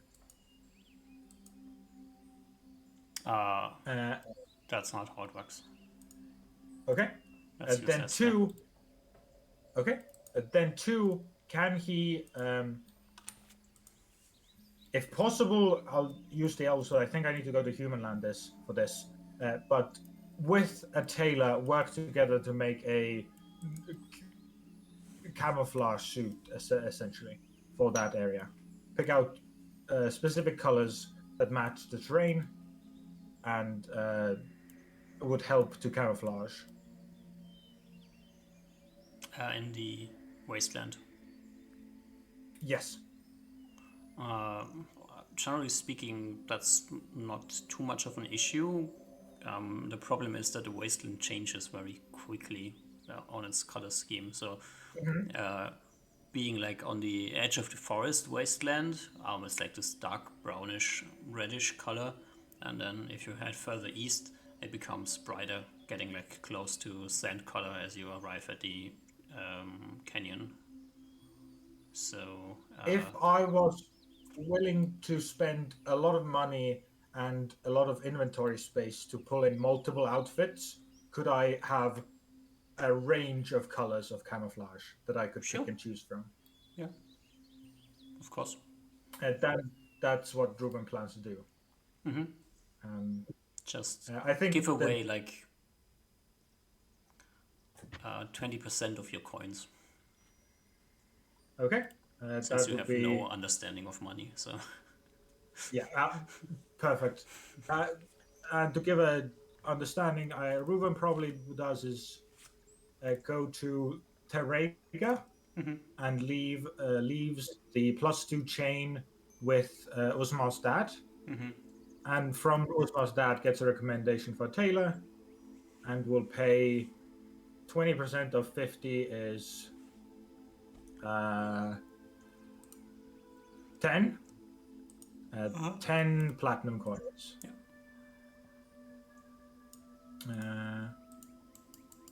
Just quickly figure out Then like that's perfect. timelines here.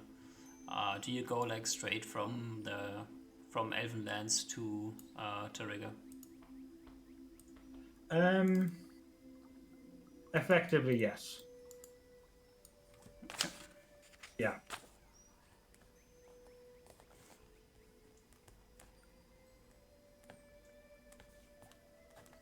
And then you need to spend like a week in Riga.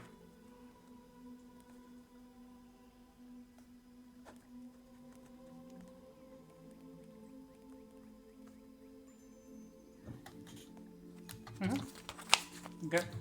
And then you head further northeast. Yep. The plan, and I moved gave away the +2 chain, which opens up a lot of space, and I essentially fill up my bags with rations. I altogether have effectively get another 70 pounds of rations. So together with my already 20 pound, we'll do 60 pounds of more rations. That's 30 more days of rations. I'll add it to later, but effectively rations more 30 days. So I'll have together 40 days of rations at once, and I'll, if needed, come back to do refills. Yep. And how much weight do you think my large amount of disguise camouflage suits takes? If that is important. Like 5 pounds each. Okay, and together how much? Get like 4 or so, so 20 pounds. 20 pounds. Okay. And so altogether, so I'll have to actually take a little bit of my rations off. So we'll instead have 40 pounds of rations. So altogether we have 30 days of rations. Final question on the combos, the camouflage suit. I'm assuming I can't wear a magical cape alongside it. I assume that takes like the slot. Your capes have like a random color, and they have to be worn on the outside. Yeah. Okay. So I don't wear, but I'm assuming my camouflage one suit wears the same as my magic capes do, or do they have different weights? If you like put on your camo suit, I assume you just put it on above like other clothes, so it's just 5 pounds. But it's also like you can't wear a cape with a camo suit. Okay. You can still have your body armor on. That's not a problem. It's gonna be hot, but well, I'll have to deal with it. Yeah. Okay, camo suit, 5 pounds. This will probably take me over. Thingy. Ooh, actually. Yeah, we'll have to. 3, 4.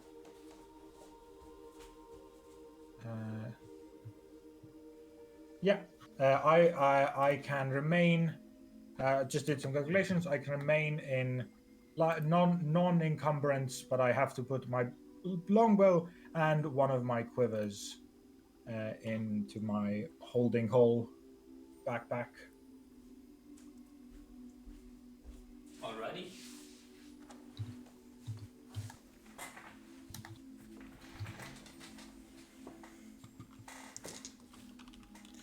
So, from Terega you head east. So, let's quickly check. That's like 2 days to Barrios. And then you go to the gate, I assume, and head along the side of the mountain. Yeah, that's the plan. Uh, I'm also wearing the Dex gauntlets again. That is 2 more days. So it's 4 days, and then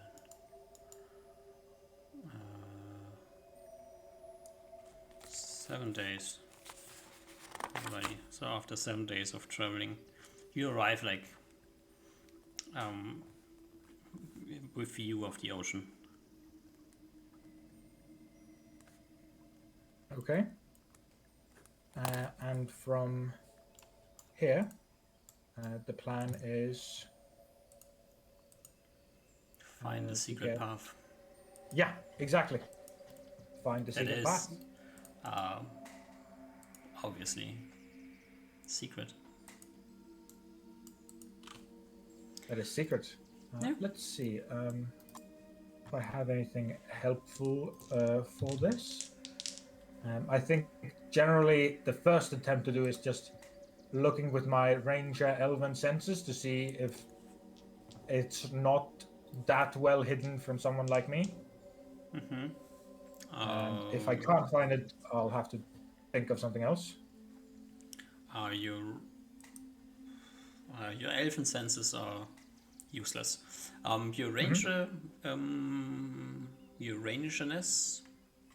That's probably what the money is here. Yeah. Give me a ranger check. Okay. I am the exact level that my stats are, so Amazing. 24. 24. Alrighty, give me a perception check. Okay.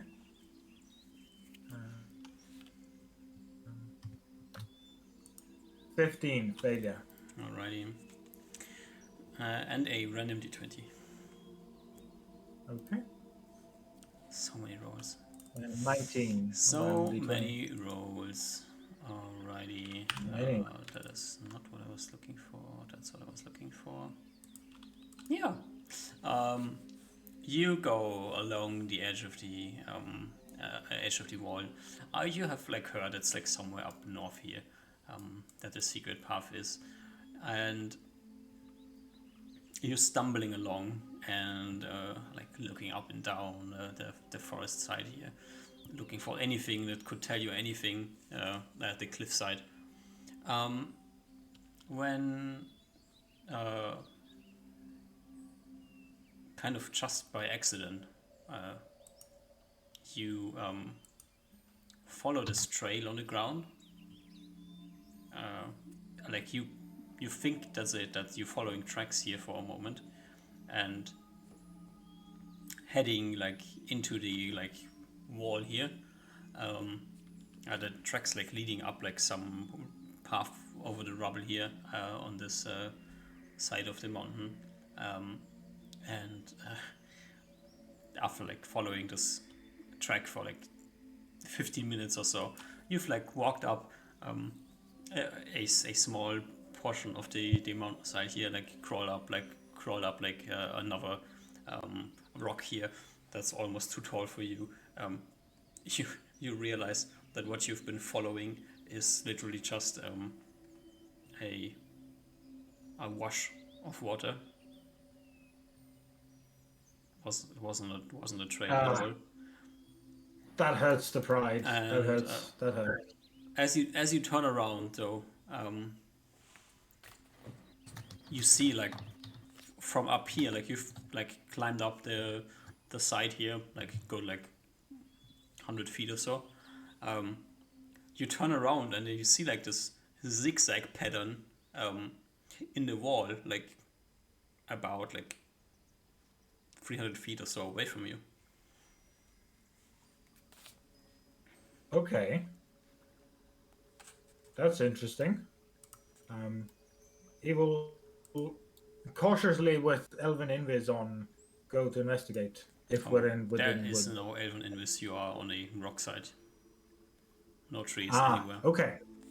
Yeah, then he will just go. For now, he doesn't have his camo on, so he has his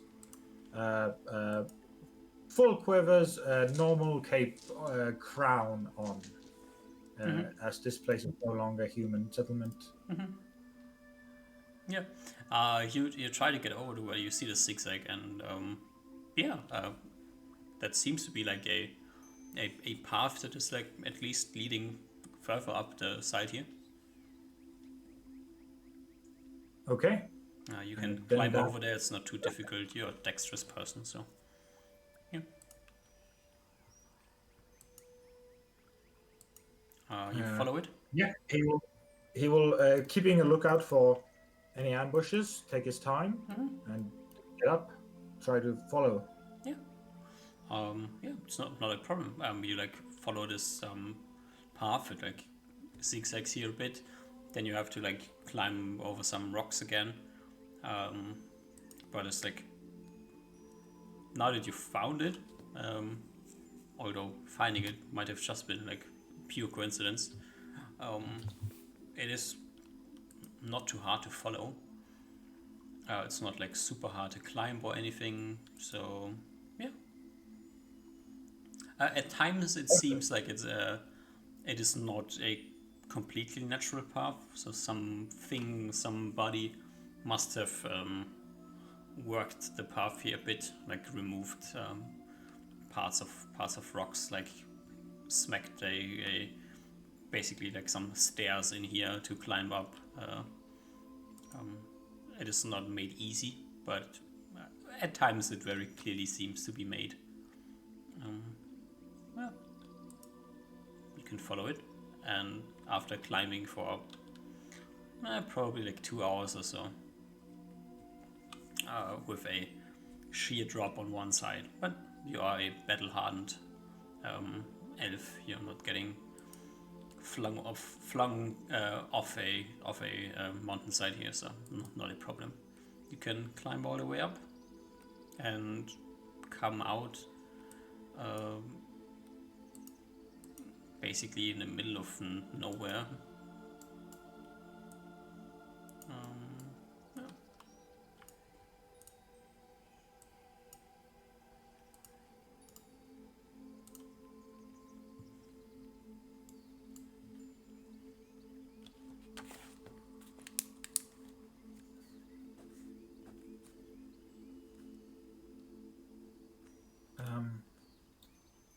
Reuven will look around this area and be Give me another perception check. okay. Ooh, nat 20. Yeah. Like being up here, you look around and you spot like a few footprints. Huh. Maybe footprints. Do you investigate them?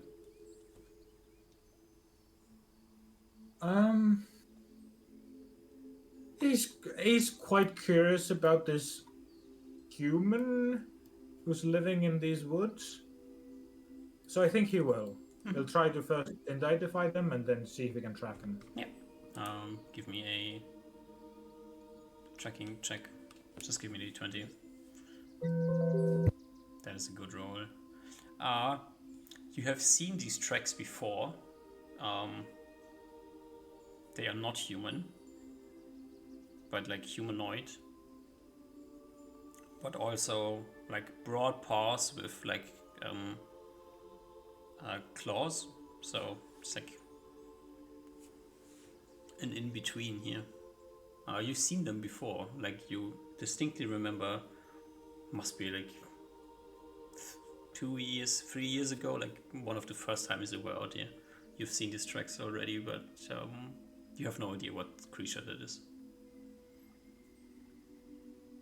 Okay. So human-like but clawed. It's bipedal, but very heavy, and like the footprint is not like like it has claws and like this almost paw-like footprints, but then again, you still see like basically the shape of a foot. It's not a full paw, but it's also not a full foot. How does it look compared to the weird tracks I saw in the Terrega Southern Woods just like 3 weeks ago? Mm,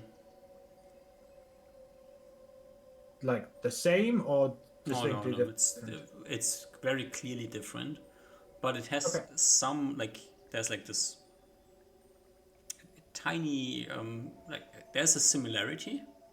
It's also like this in Hmm. between of two things, but clearly different things here. Okay. Um, I think at this point Ruben is ready to give up.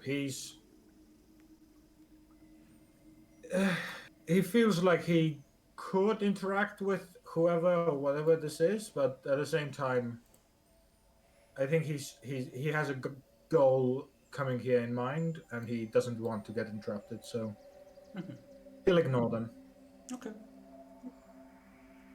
and go deeper into the woods and try to find a nice hidden spot for the night.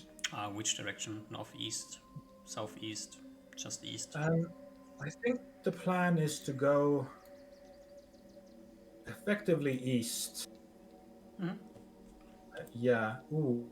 Or maybe he has to. Uh, you tell me, DM. From where would Reuven consider the wildlands? Like, I guess he can also look at the maps of where there once was vegetation. But like, from where would he consider the wildlands to end? Uh, And like normal desert, or was the normal desert? Maybe the normal desert is also quite uh, the badly affected by the quote unquote normal desert is very far in the east. Okay. Um, then he has no problems. He'll. I think the plan is to go straight north and do this, a similar path we've done before, but it's good as an entry point for his solo mission. But he'll attempt to do stuff that's hopefully not that dangerous, and he'll make his first stop at this. Uh, the I believe this is the um, place where we fought the sand troll the first time. I think. You're heading to the central area. Yeah, yeah. Okay, So we're going that's up. far away. Okay, so you have like 8-9 miles of travel left in a day, so like somewhere this direction. Yeah, Yeah. I think the current plan is to go somewhere within this northern part and find a nice hidden spot. Alrighty. Let's quickly see what if you come across something here.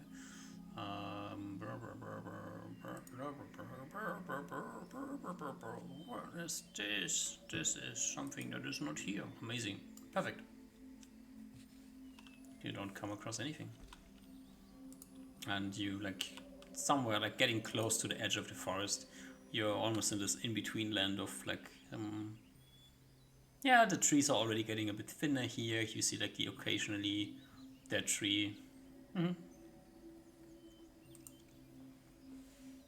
And that's And like a place to rest before you head out into the open wasteland. before he goes to sleep this night, he will ready his 2 castings of Goodberry. I think I'll roll them this time. It's 2d4 times 2. There's two spell slots for this. And he'll, I think, do the same tomorrow, so he essentially has a bit more leeway on his rations. How long do good berries last? For him, 5 days. Okay. 1 day plus 1 day without. So, So he needs you need 5. 1 point, no, 2 a day for him and his kitty. So he needs 10 altogether. Yep. So you already got that. So you're not going to cast it tomorrow. Mhm. Perfect. But he rests for the night. E. Can you give me a D20? 1d20. Oh, A 3. a 3. What's your like camp situation? I think we've found. I'm assuming a tree. I think me and Kitty just by us alone. Uh-huh. Is finding a nice tree area of trees. There's a lot of canopy, a large trunk that's covered by a lot of canopy that we can nicely scoot ourselves into, like a good at least 10 or so feet above the ground. Mm-hmm.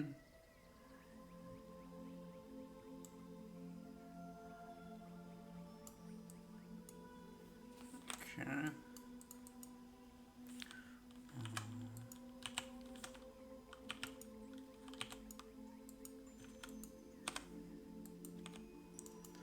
Um.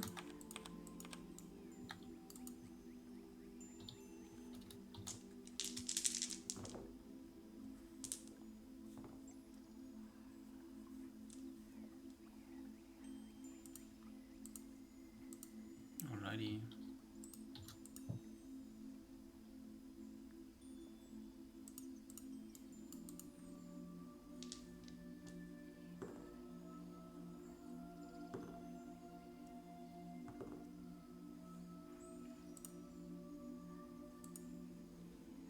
You're like sleeping top of your tree here, in the middle of the night, as something unexpected happens. Okay. Do you know what it is? A kobold drops a brick on my head. No. It's not a kobold.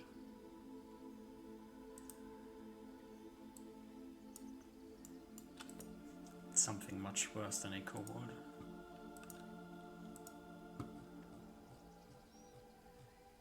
It's something we haven't seen in a while.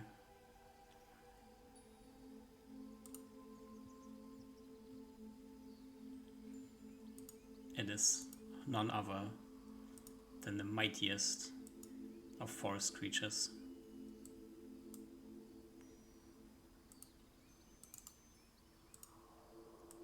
The murder troll. The murder troll. The murder troll shows up in the middle of the night. You getting like smacked awake by the scream and grunts from down there as something starts like smacking the tree, shaking you out of your nice leaf bed that you have here. And danger is upon you. Yeah, that's not good at all. As you quickly glance around, at least it's only one murder troll at the moment. But this is the prime murder troll area here, so there could be 6 lurking around the next tree as well. So here you go. Well, we gotta take care of this guy, don't we? Yeah, that's true. So it is time to roll initiative. Okay. My plan is to. Okay. My bow isn't out, so I'll just use my swords. If my plan is to attack with my swords, but I first gotta jump down, do I still roll initiative for my sword? Yeah, please. I think so. Yeah. Okay. You go first. I tell Kitty or I'll let Kitty stay on top of the tree. I will go for a jumping attack downwards on the troll, or probably jumping down first, then attacking the troll. If I'm less than 10, if I'm 10 foot above the ground, I have tumbling, so I take no damage automatically. Mm-hmm. So I, You if still that have to applies, I will tumble. jump down. If you Yep. tumble, which will provoke an attack of opportunity. Or you don't tumble and take the d6. Oh. I'll take the OP. Alrighty. Yeah. The troll takes his attacks of opportunity. Plural. Does he? He only gets one, right? He has 2 hands. He's also ready to Okay. roll you here, so. Yeah. So he gets it. Oh, okay. Okay. Does a 30 hit you? A 30 hits me. Yes, it might Amazing. even crit. It is a natural 19. You are on the ground, so you're tumbling here, so it's Do I lose any dex. of my AC? yeah, dex. Yeah, then it crits. Amazing. Like, this is a big troll here. So let's give you some damage here. Unfortunately, you need the little dice here. That is a 9 points of damage. Okay. That was a bad trade-off. Yeah, it was.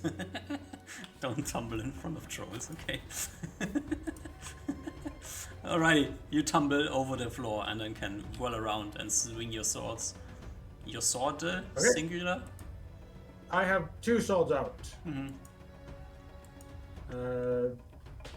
D20s. This one, the first one is at a plus 14, the second at a plus 13. 14, 13. A 19 and a 16. Oh, they both hit, yeah. Is this a D8 or D12 creature? It is large, so d12. Okay. We'll roll with. How do we want it? 1d12 plus 3 and a d12 plus 2. 22 damage. Nice. You swing and hit as the troll gets to take his attacks. That is a miss, and the bite comes with a 22. Miss. Unfortunate. Let's roll again. Okay. Initiative. 13. I think I win. First again. A 14. 13. That is a miss and a hit and a crit. This is the hit. And this is the crit. 29 damage. Less damage on a crit. Alright, you smack the troll. 2 swings, and the troll falls to the ground. And I don't have acid on me, so the plan is to ignite my swords and try to kill it with fire swords. See if that works. How would you know if it works? I want to see if it starts burning. I'll turn one of my swords into fire and like insert it into the pile of troll. Yeah, I did. I mean, sure. The troll does not but burst in assuming it flames. You burn the doesn't- troll. Yeah. The troll is not burning. You burn the troll. Then we'll just leave with Kitty. I don't have any ways to kill this thing, I think. Okay. We leave. I make sure to cover my tracks and smell. I'm pretty sure if I don't have any ranger ways to like stop smelling tracks, I'll cast a first level pass without a trace. That is So I'm probably your pretty best sure idea here. So I cast I use a first level spell slot, cast that, and we move away for like half an hour. Alrighty. You start running. You've been bested by a troll once again. Yeah, this seems to happen, especially when I'm alone.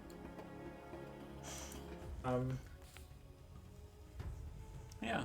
It is the middle of the night as you're running away here, right? And you're It is. kind of at the edge of the wasteland already. Do you head into the wasteland or do you like try to hide in the forest somewhere? I need to get back to the forest. Okay. So Yeah. further in the forest, down the forest, up the forest.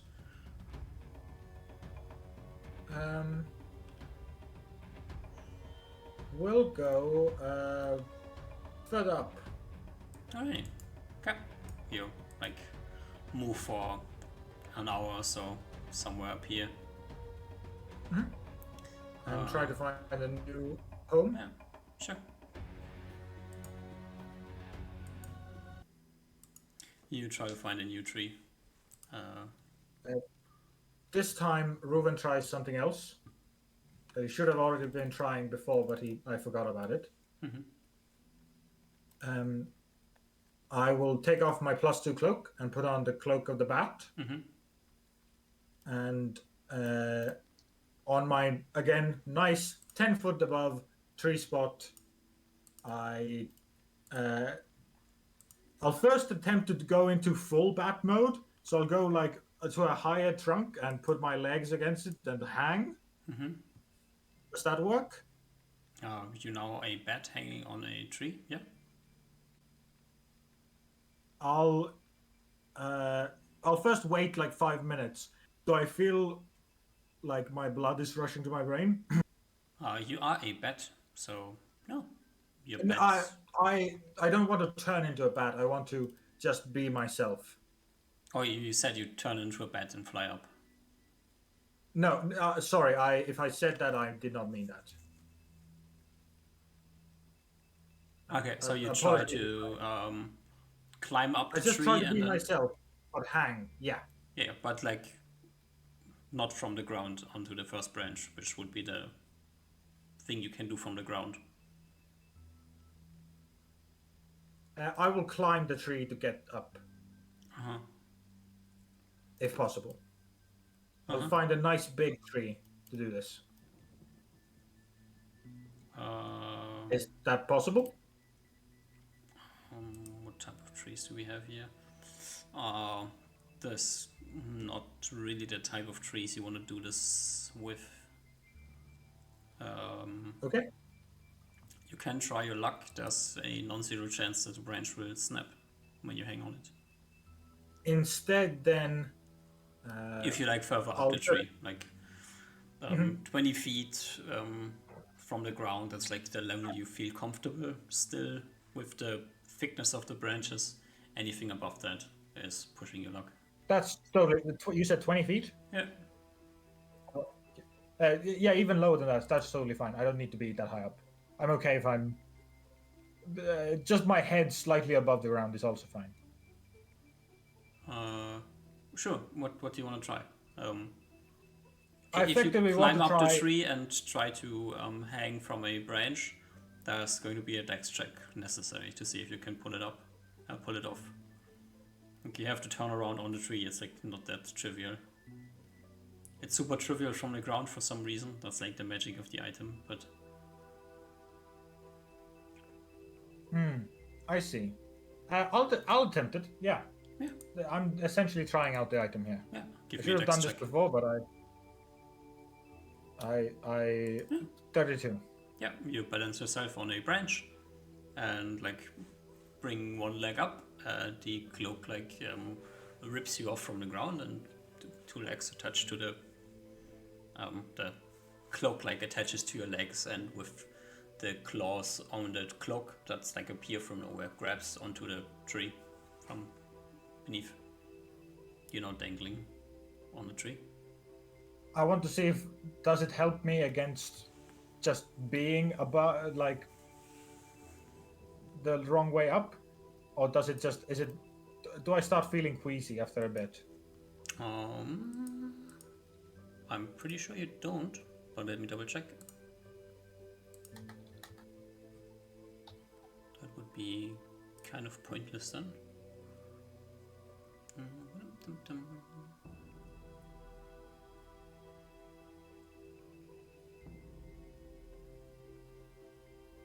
No, seems to be not a Okay. problem.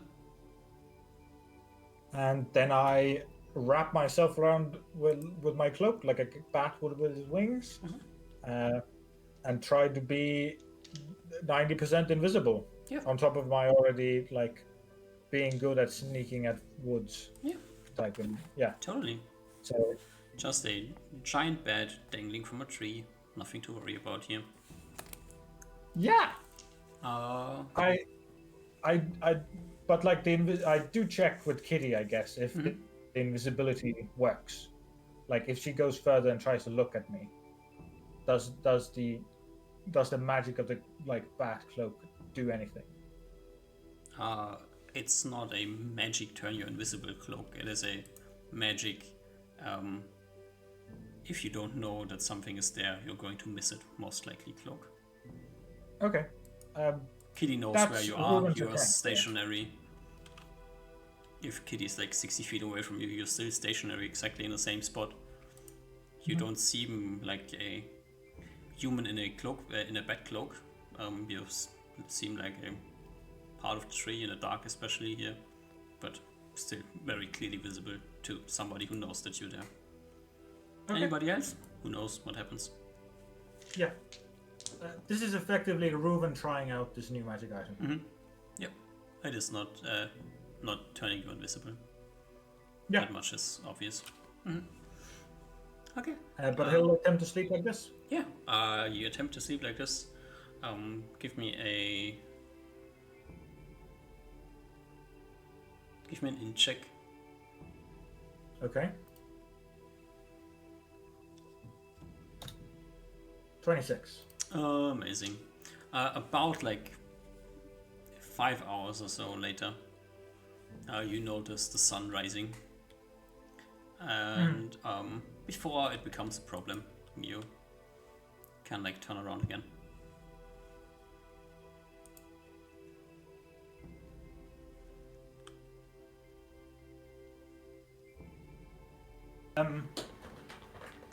Yeah. I didn't quite understand.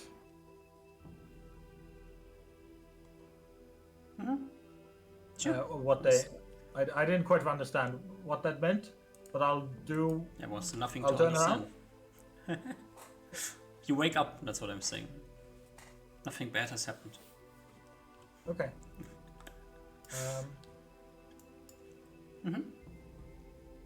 Well, seemingly his plan of keeping his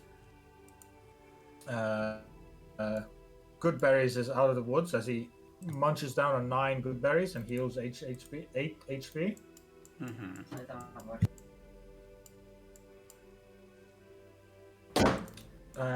And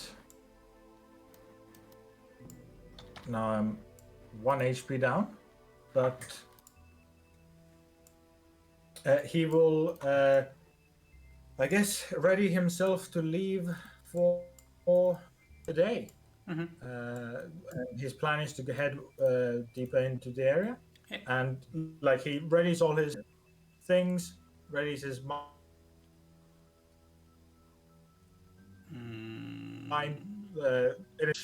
Is travel with the camouflage, and at night attempt to find small enough areas that he can hide with the bat cloak with. Okay. Not having to be upside down, but he can like hide in the darkness with it. Yeah. Just so we are aware of, to bring this back into like awareness, on like your understanding of the old map, like the desert begins somewhere over there. Okay.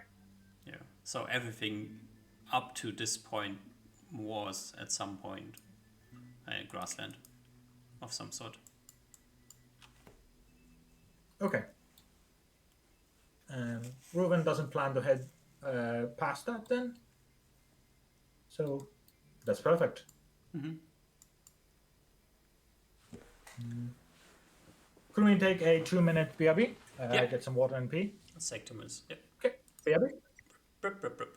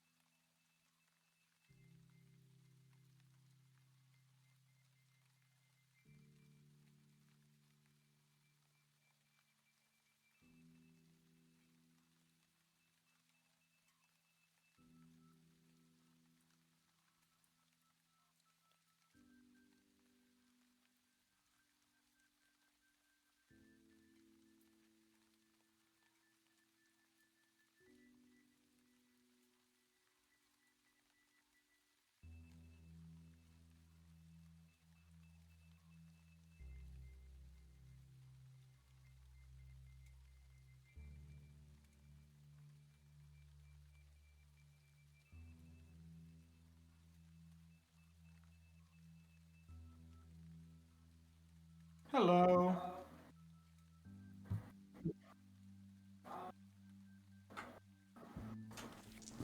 Okay. Oh. Whoa.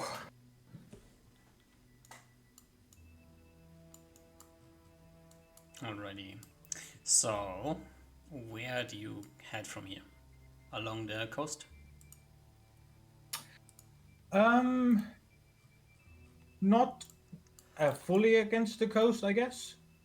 Not like physically within like 10 feet, but like within a couple 100 feet. Mm.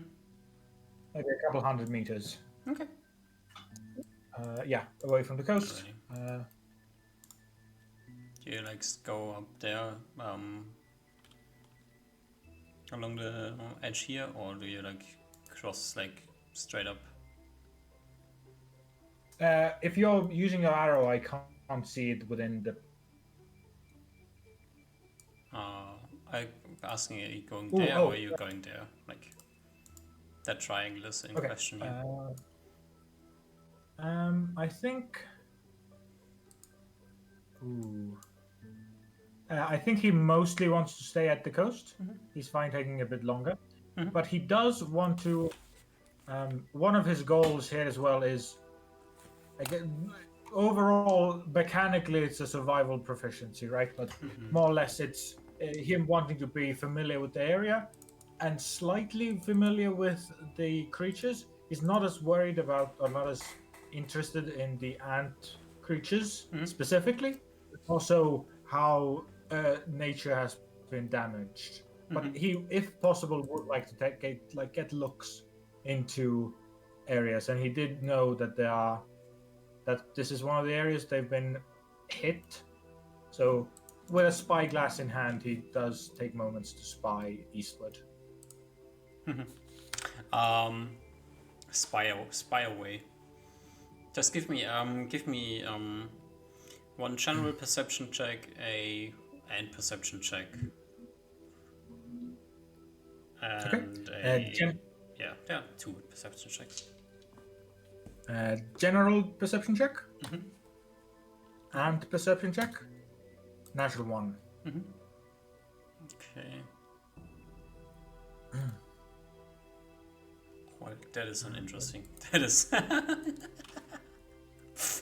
funny coincidence. All right. Yeah. You are not getting annoyed by any creatures as you travel along here.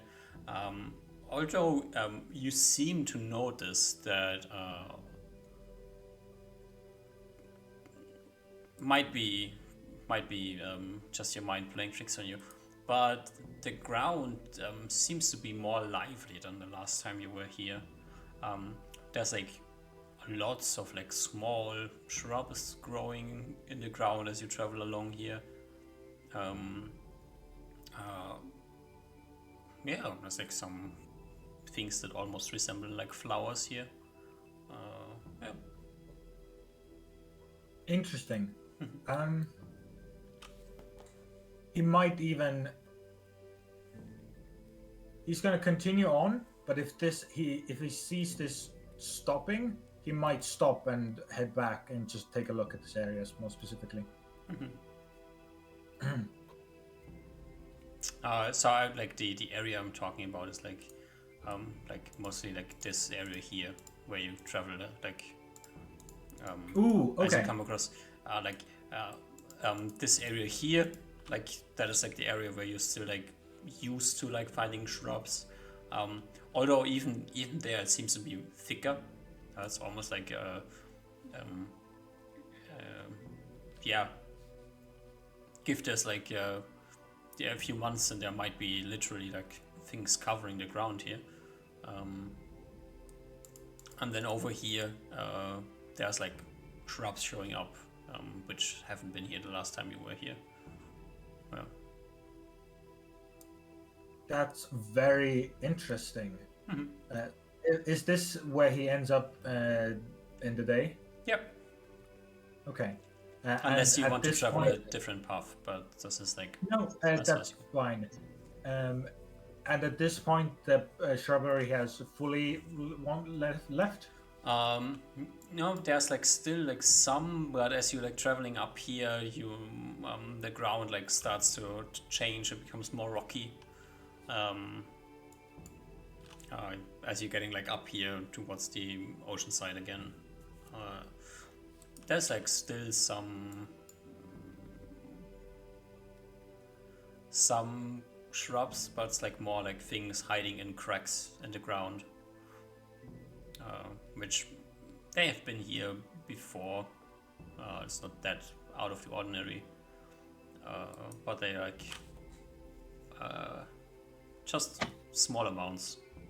Every once in a while you see one, like when you come across a like a rock that is like stuck in the ground here, and then next to the rock there's like something hiding from the wind. Yeah. Okay. That's kind of like that's the normal, like that's what seems to be more or less like as it was the last time you were here. Interesting. Okay, so there is some. I think the next day, Reuven plans to maybe stay in this area for one extra day. But I will first see if he makes it through the night. As he implements his new solo strategy of trying to find, effectively, he has a bedroll when needed. But his goal is to find the best, to be as hidden as he possibly can, and he's fully fine, like taking extra time at the end, even slowing him down to find the biggest cracks in the ground or the biggest, even if not caves, but like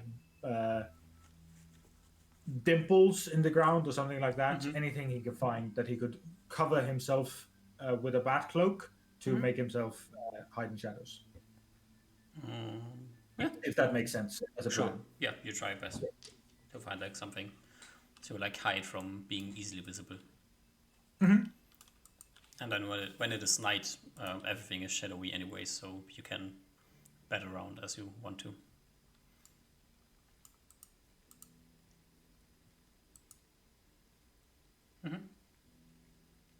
Yep, that's exactly the plan. Yep. Okay. Perfect. I don't know if, yeah, Nothing happens in the night. amazing. So Ruben probably spends the next day slightly zigzagging in this area, maybe going slightly further up north and then coming slightly down, trying to get a look at the uh, this growing intensity of flowers and plants. Yep. If you want to go to the back to the area where it was more intense, then you would have to head back a bit, or like probably like maybe also more inland could also be an option. Like where you are at now and like heading further north, this is like the cliff, the rocky cliff. That's why there's no plant life there. This seems to be normal, basically. Okay. There's I not think much he's fine. substance to grow here. He's fine going into inland a bit. This is a good first way. If there are ants here, it's a good way to test out his new strategies. Okay, go ahead. So yeah, he plans to move maybe slightly up north and then slightly back, moving around this area effectively. Yep. I don't have a clear idea, but just where he sees interesting plant matter. Okay. Like you wander around a bit. Probably if nothing bad happens, end up somewhere around here. Give me Okay. once again a general perception check, and I assume you're still looking for ants. Yeah. An ant First one perception is check. general. First one is general. Second one is ant. 17 failure. Yeah. You still do not get attacked by any ants. You Do I see any ant patrols? you don't even see any really. And yeah, as like the thing you noticed yesterday, there's mushrooms here on the ground. There's things growing. Yeah.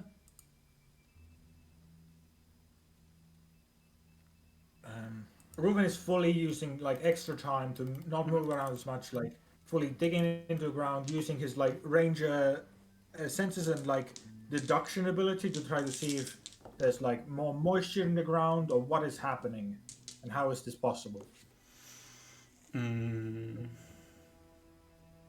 Or if he really, or if there's no normal explanation he can find. Let's quickly check.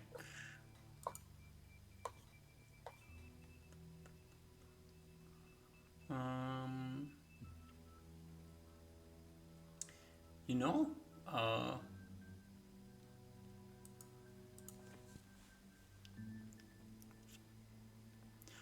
actually, right now, it makes more sense than it made before. Like when you try to understand like what's going on here the last time, it didn't make sense. Apart from like the obvious thing, like if you head further east, the ground becomes drier. But like the amount of vegetation that is starting to show, that's kind of what you would usually expect.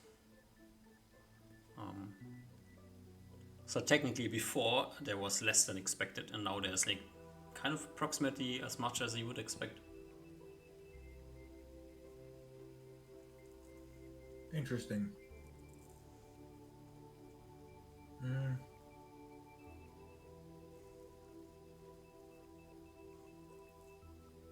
Now that he's seeing this, I think he might be actually more interested in this than going back to the troll immediately.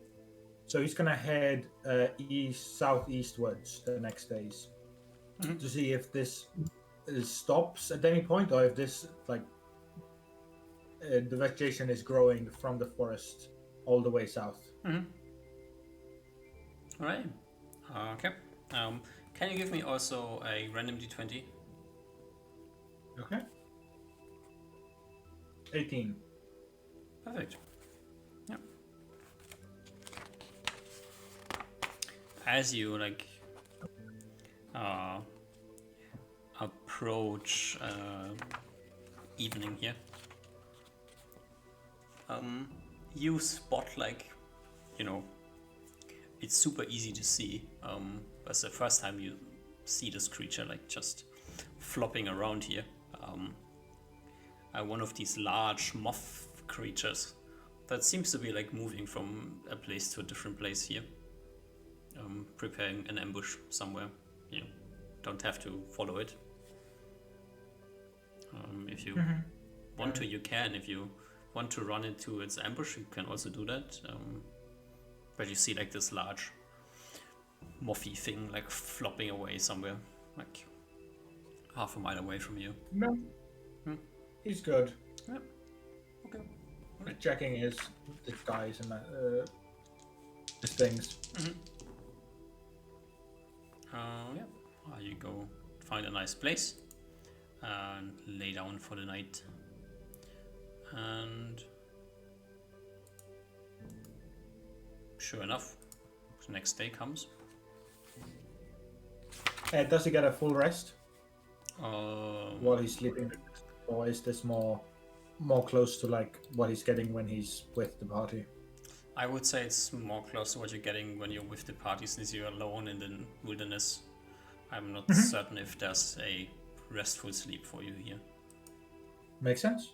I'm assuming this also means no HP recovery. Yeah. Okay.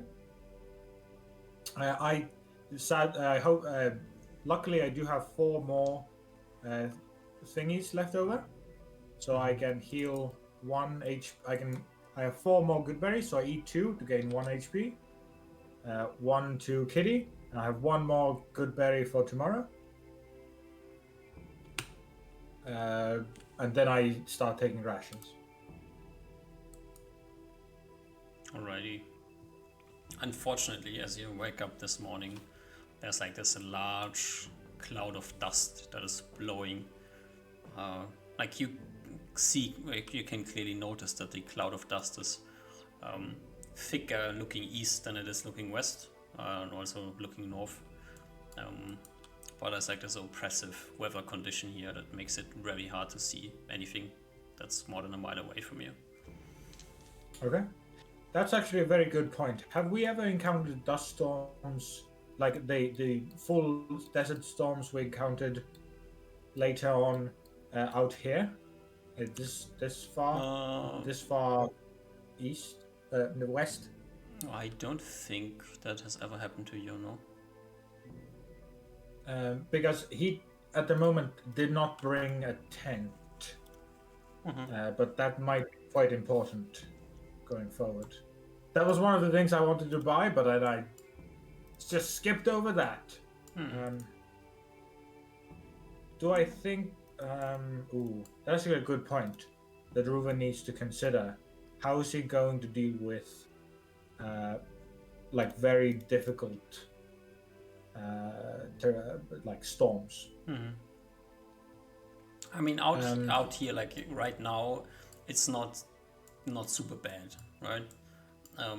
There's sand blowing over, and the dusty ground is still dusting up a bit here, and this clearly not natural effect going on.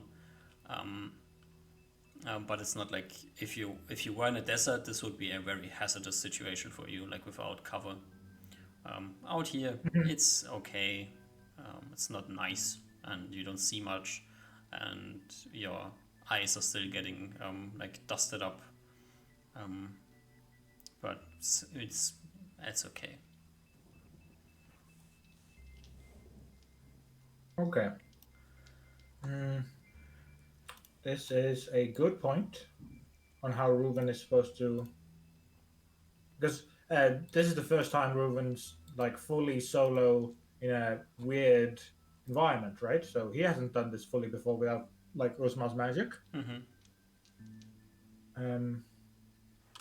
this is effectively learning. I think for now he plans to, I guess, take advantage of this area and start still heading southwards. Uh, Walking slower and still trying to like keep track of vegetation states. Sure. Just for like knowing what we're doing here, you said you're looking into like learning survival wasteland. Yeah. Is this what we're doing here? Because then we need to like invest time. Yeah. Or are you just like randomly running around looking at things? I think randomly running around looking at things is one of the goals. But over time, the plan is to as many months, up to 6 months, an extra month if needed. He's willing to spend traveling this whole wasteland terrain. Slowly, though, doing back trips when necessary and learning through experience to how to survive and how to get through by himself. Okay. So that's the plan. Just so we are like talking about the same things, there's Yeah, very exactly. clearly two different types of regions east. Yeah. There's this like wasteland area, and then there's the desert area. Surviving in the desert and surviving in the wasteland are two different things. Yeah. So, Okay. if you want to learn to survive in the desert, then you have to be in the desert. If you want to learn to survive in the wasteland, then you're in the right place. Okay. Then my question to you is, as Reuven's like bigger goal here isn't as much to just learn to survive, it's to really get to know the land and the effects that it has had over whatever this wasteland effect has appeared, to really get to know it. Which one is this better? Which one has more evidence of plant matter and how it has evolved over time and how it has or devolved or how it has decreased with this effect? Which one has a better? This is maybe something Reuven also he goes to both first to first check it out. But which one would he think his goal is better aligned with? So let's like go like skip ahead a day, because like you're doing something this day that might like enlighten yourself a bit as you're like heading like south east here, through the dusty cloudy weather here. It's about like at this point, so somewhere around here, where you notice that the ground seems to slowly but surely lose its more naturalness again. Becomes more like stale and ripped apart a bit. Basically, no plant matter to be seen around here anywhere. Interesting. So it's just that one area, Maybe. seemingly. Yeah. Or like it seems like this is the area of something. And maybe there's other areas that this has happened with. Okay. And I guess I assume this is what you meant with learning more information? Yep. I guess from what he remembers of the desert and that terrain, like that type of area, like all sorts of plants were absolutely gone from up north. Like what you mentioned, the like what desert wasteland terrain. Like you've been like running in and out here. You've been like around a few places. Wasteland, like basically everything like west of the canyon in the middle. That's like what I'm referring to as wasteland. And most of the area east, I'm I'm referring to as desert, where the sand takes Yeah. overhand. Yeah, and then you have like this weird area up north that's like along the coast. That's pretty high up, and it's like again a bit different. But it's like along the coast, so It's yeah. Okay. maybe there's just sand there because all of the sand gets blown away constantly, or something else is going on.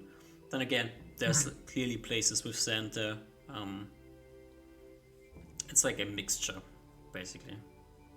It's more rocky, less like deserty, but also very dry. Okay. So I think effectively all that is like wasteland desert or normal desert, whatever we would consider this. Like there's no. I think Reuven's viewpoint would be that's effectively that's way more difficult to view, or like all the plant matter that would have been there is now just fully gone, while at least here in the more not desert area there is at least some sort of evidence. Would that be a conclusion he reaches? Yeah. Okay. Then I think Reuven's plan will be to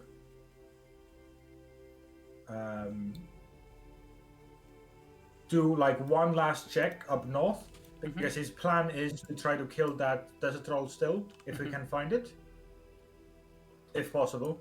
He's willing to spend some time looking for it. Have you and brought after your that, super secret weapon against desert trolls? I have brought the ultimate desert troll killing weapon. Yes. Infinite water hose. Yeah. Oh, that's also a good one. That's not the one that I was thinking of. Okay. Oh, you weren't thinking that? Okay. Nope. We have different thoughts then. Yeah. Alrighty.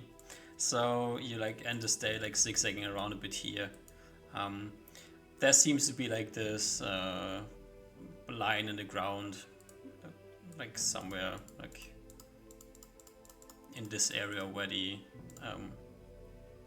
it's not like you have been traveled so far, but like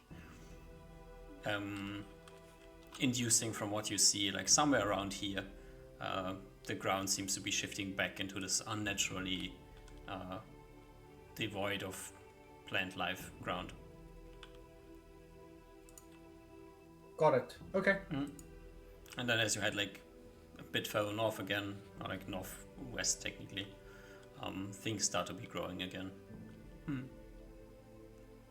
And you spend another night resting in the nothingness. And you wake up in the middle of the night, like hearing like this rumbling sound coming like from somewhere in the distance. It's not particularly loud, but it is noticeable. Also like slight trembles. Something is like the ground is like slightly trembling. Continues for a long while. Well, it's not getting like stronger or anything, but it's like at least for like 30 minutes or so. You feel it a bit. Okay. But nothing tries to murder you. It's still a nice and calm wasteland adventure so far. Wake up the next morning. Give me a quick perception check as you look around in the morning times. Yeah. Natural 2. Alright. There's nothing interesting going on at all. Oh, interesting.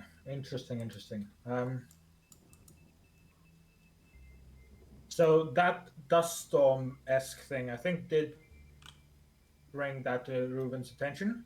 So something, and because I know all the way this here, that's already desert, right? It's up becoming like quickly from here. deserty, yeah. He's gonna need that tent, so he's gonna go do the Oh, sorry. Yeah, no, fine. Go ahead. I think he's gonna go and do a quick trip, even if it's gonna cost him some time. He's gonna need some sort of tent. Um, so he quickly heads. He's gonna try to, as quickly as possible, get back to the human lands, the nearest city, and buy some sort of tent contraption. Yeah, that is like 9 days there and 9 days back. Okay, I think I have to take it. I don't think I have. I don't. Ruben thinks he doesn't have another choice. He needs that. Oh no, it's not just 7 days. Like there's settlements further north, yeah. Okay. 7 days there and 7 days back. Yep. Okay. And I'll mark a tent. Fill up on rations. Make sure my rations are at top.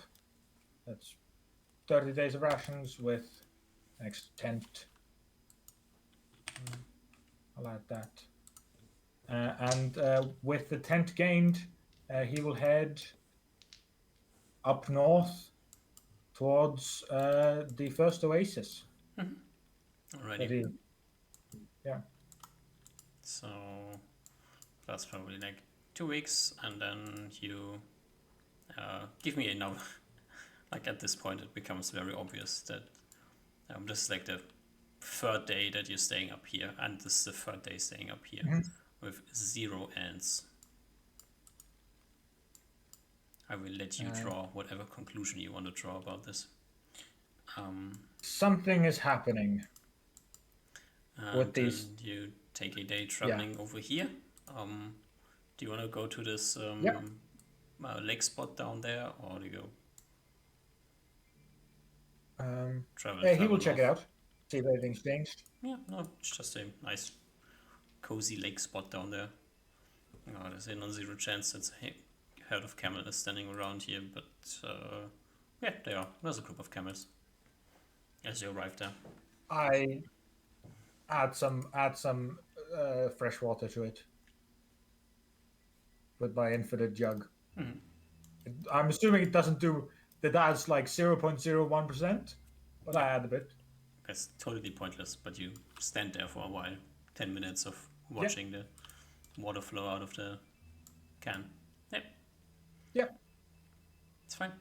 And then the next day, you continue along the canyon side, or do you go back up north along the ocean side? What's the plan here? We go more north side. Not fully, but more north side, yeah.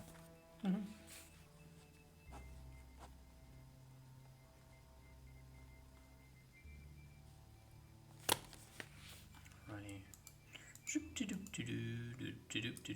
Somewhere around here.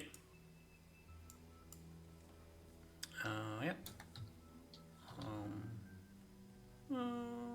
What is this? Is there anything interesting? Nah. Yep, nothing interesting. And another day spent chilling around. And next day you can arrive at the oasis if you want to. Okay, I shall. To keep track of traveling days, I have exactly 20 days of rations. Since when? So since we move away from where I can get good berries. Okay. So this is... we can just stay, starting from the tree line. That is third day. Okay.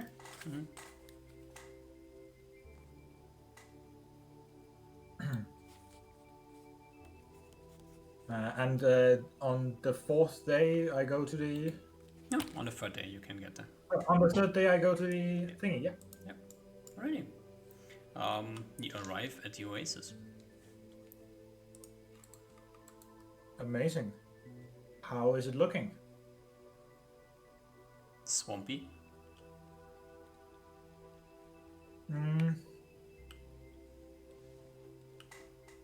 Reuben will first pull out his bow and quivers, ready himself up, in case the troll is already here. And he doesn't really have anything heavy.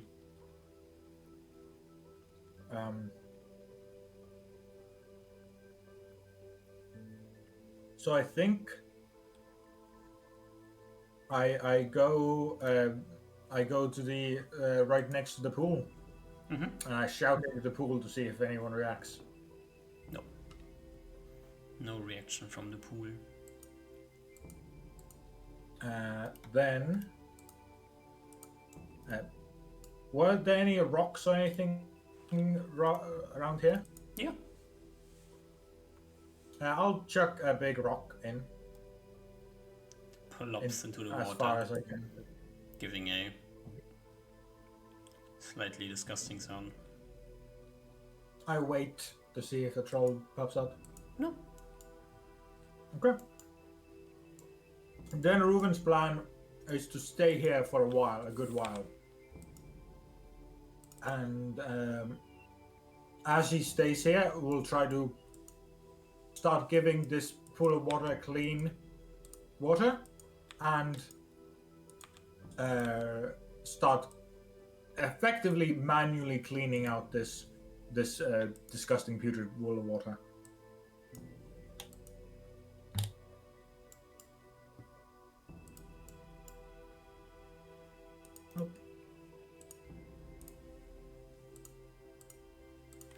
You ready? There shouldn't be a tent.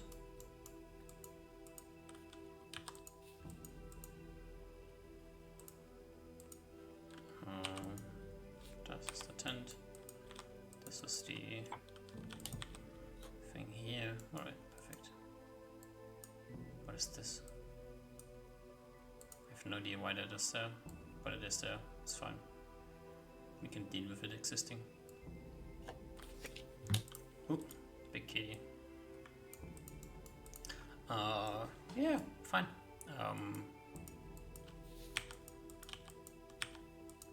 There is also a group of camels hovering around. Oh, yeah, sure. You go and start like trying to clean the water. Judging from the fact that the water is like disgusting again, it is only a question of time until the disgusting desert troll will show up. It clearly has decided that this is its lair once again, or like is its land once again. You're not certain if it like lives in the water, probably not, or if it's like just annoyed by the water and tries to make it disgusting, but yeah, it is disgusting nonetheless. Yeah. Reuben is here to stay at least until his rations run out. So it takes 3 days to get here, 3 days to get back. He has more than 2 weeks here.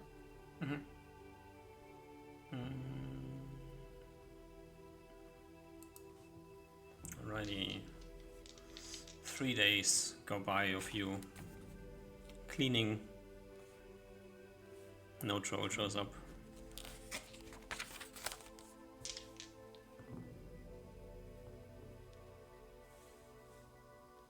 He continues.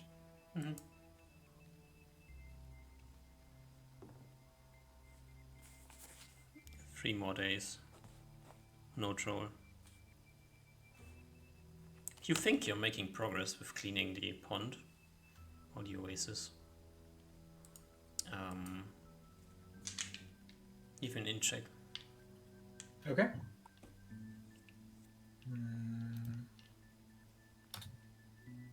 29. There's like a part of you that already realized this, while another part of you like doesn't want to have this realized. But getting this water clean without like supernatural intervention or magical intervention is going to be like a months long progress, because there must be like some rotten garbage inside of the swamp here, inside of the oasis here, that is like ruining the water. This must be like some sort of a waste dump for the troll, probably.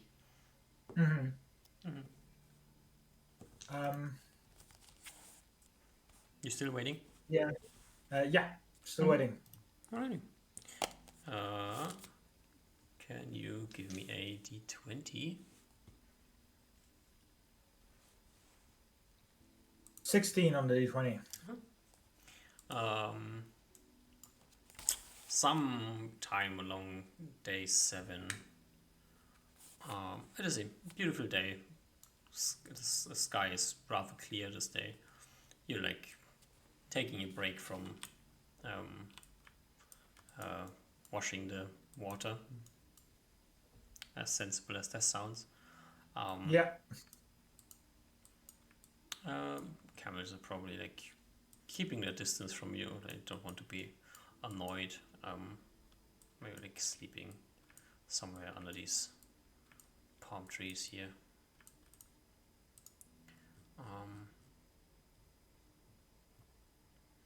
And you see like slurping. These creatures are a bit weird, so they do weird things.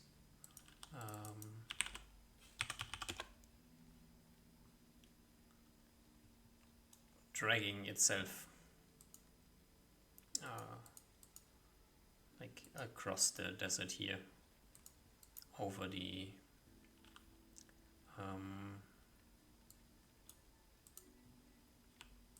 over this like dune that's like south of here, and like looking over the side, like looking at what's going on down here. We probably have to make the camels a bit bigger. It's like seems super off. That's a better size.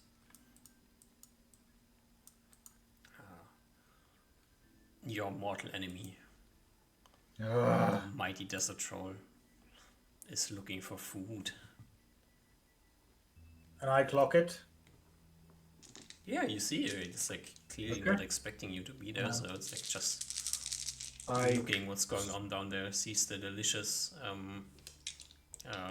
camels, and Ruben is instantly also doing something, so let me know when I have the chance. You have any chance you want to take? Reuven puts down his watering can. He has his bow out in his hand. He has both his quivers full of arrows, and he puts his fingers to his mouth and whistles. Hey, you! And starts running. You start running. The whistle comes. The troll. You know what? I run like this. Let's roll initiative and see what it does. Yeah, we'll see.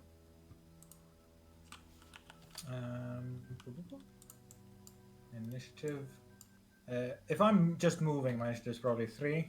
And 9. there's no fighting if you're just moving. Yeah, I do not want to fight right now. Okay. Alright. The troll, you go. What do you do?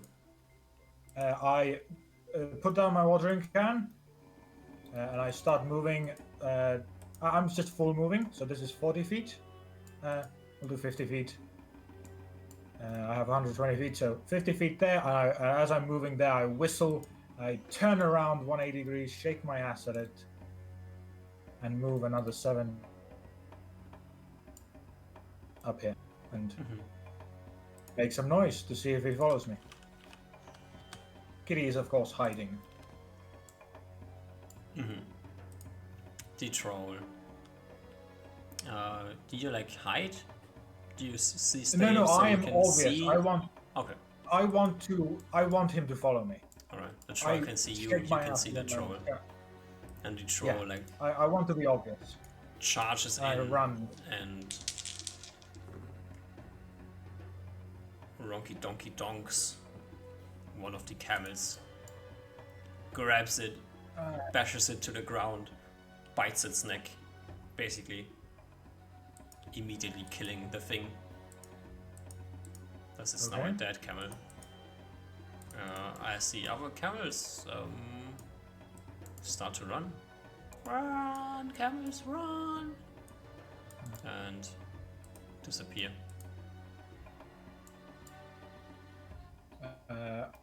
Okay.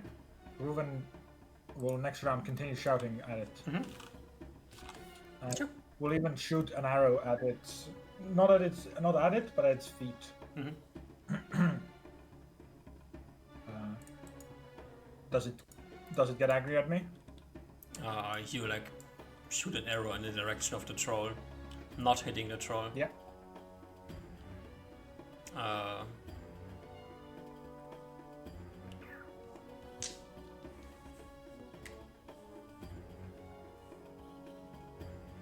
The What troll, does the troll like, do? Continue eating? ripping the head from the camel, like, runs in your direction. Perfect. I continue running for a bit. If it doesn't get within You melee range. decided to shoot this round, so we can run 60 feet. Yeah. I just want him to get away from the water source to a flat-ish area of sand. Mhm. And then I will stop 60 feet in front of here. So maybe slightly away from... Yeah, let's roll initiative. Yep. This time I stop and turn around and look at it. That should be a 17. Do you like act before the troll goes, or do you wait? Wave at No, him? I want him to run to me. I want him to run to me. Yeah. I The ready an troll attack. Yeah, will he can probably attack me first. charge you. Yeah.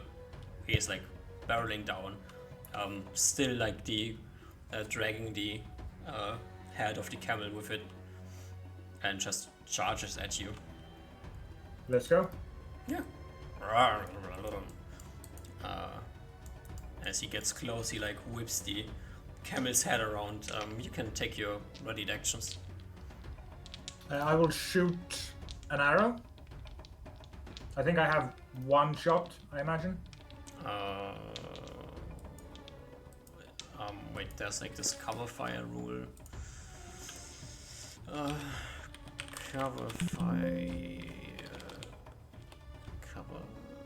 Ground cover. No.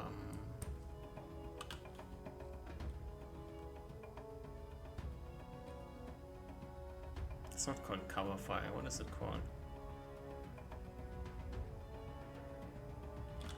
I really need to go to the bathroom. 1 minute, BRB, if that's okay. Yeah. Combat options.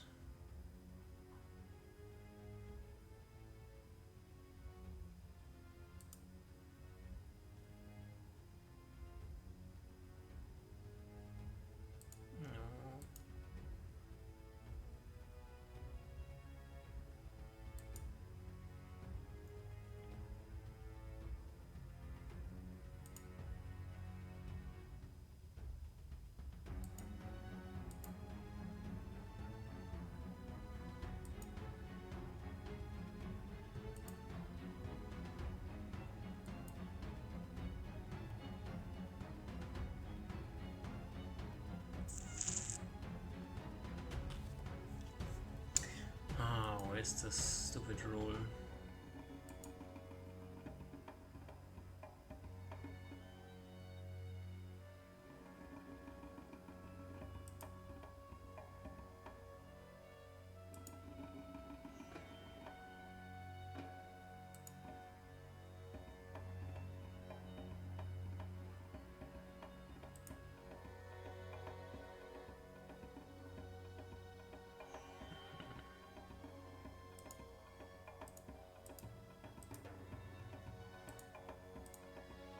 No.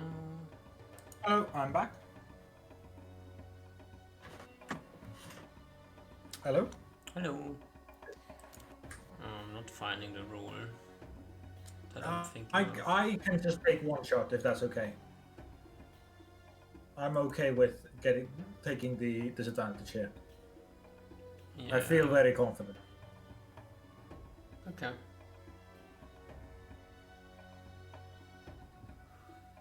Sure. You take one shot here. That's fine. Yeah. Ooh, That's a crit.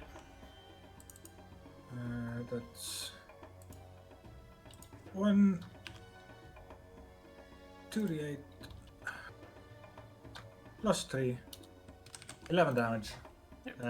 And I specifically would like to call out. So I think I can take a minus to this to hit. Actually, I should have said that beforehand. Sorry. But I want to specifically pierce it in a way that the arrow sticks in and it doesn't like cut through anything and like release any like fingers or anything. Mm-hmm. So I don't cut through large pieces and like allow things to like crawl away like they did last time. Yep. Is that possible? Yeah, you shoot it with an arrow. Like last time we were hacking it into pieces. That was probably the bad move there. Shooting with an arrow, there's like against the troll, like 0 chance or 1% chance to like knock anything off the troll. Okay. Already. You troll like first off, like he swings the camel head around with a that is a 23. Miss. Lets the camel head fly. You quickly dodge out of the way. Swings his other hand over to the other side, like misses you again, and then tries to bite you in the face with a 25. Ooh, 26 AC. Really? Oh Yeah. no, the troll was charging you. Sorry, give me a second. There should be a thing on That's here true. that we need to account for, which is a +2. So that means the bite hits you for what is the stupid die? Like Desert Troll has so stupid hit dice and damage dice. There is a why do they give it like random numbers? 1d4 plus 1d8 plus 1d12. No, it's literally 1d8 plus 2, and you roll a 1, so you take 3 points of damage as the troll bites you. Okay. And it's initiative time. Let's go. Nice, rolls a 10. 3. You go. Okay, we start shooting. Is this technically my second round of shooting? Yeah, technically. Okay, so I get 5 attacks this round. First 2 attacks. It's a crit and a think that's a crit and a hit. Crit and a hit. Okay. This is the crit. This is the hit. 18 damage. Yep. The troll does what the troll does best, which is swing, swing, and bite. Swing, swing. Oh, second swing is a 20. And the bite is a miss. The 20 would be a 27. Hits, yeah. I mean, it hits, but it does not clear by But 5. doesn't crit. No. Clears by 1. For 4 points of damage. Slowly whittling you down. Okay. Yep. Slowly but surely we will make a dead elf here. Yeah, end of the round. 3 attacks. Sure. 1, 2, 3. Hit, crit, hit. Hit, and a crit. Ooh, that's some big 8s.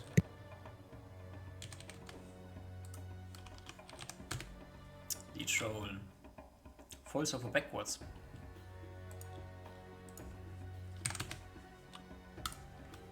It's your turn.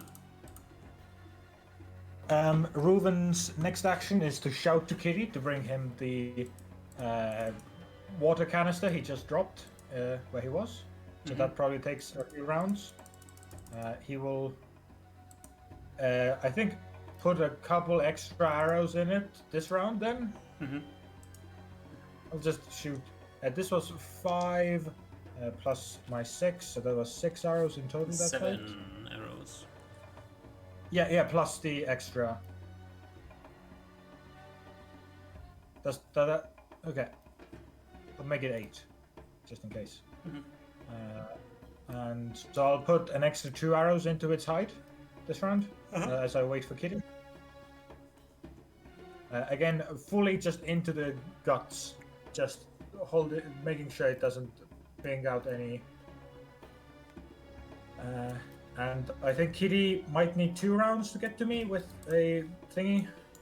Probably. Or 3? Yeah. Okay.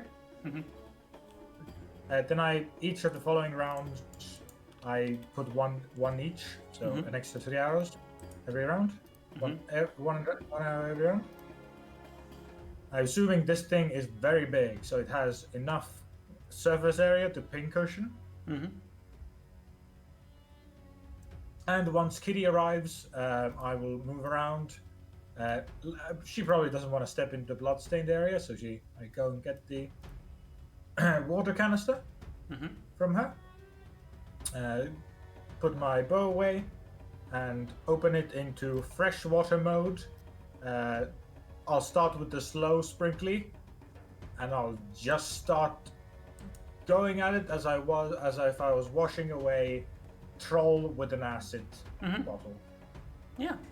And I just start and methodically, I'm willing to take hours on this if needed, or will take hours on this to fully coat every inch of sand within like a 40 by 40 area foot. Okay, that doesn't. Yeah. I don't think that scales, but you get what I mean. You go and like start like trying to wash away the troll, and as you like go and like keep watering the troll, like slowly but surely, the flesh like burns off of its bones, and the bones start to like wrinkle and crackle, and surely it takes you a while. It takes you like over an hour, but slowly but surely you can reduce the troll to troll sludge in the sand. I think this troll has been one of the few like real losses Reuven has felt.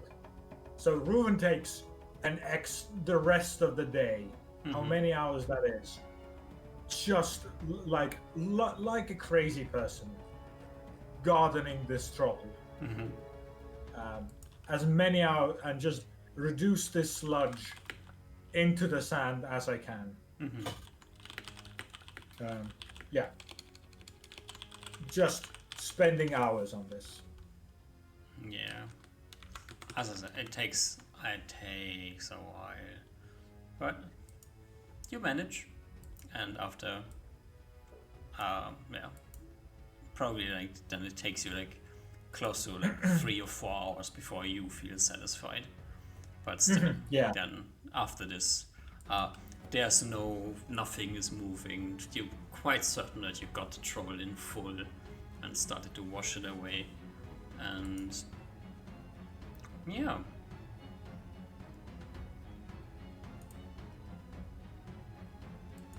Reuven is satisfied. Mission accomplished, kind of. Kind of. The troll is no more. Probably. There's just a disgusting oasis here, left here.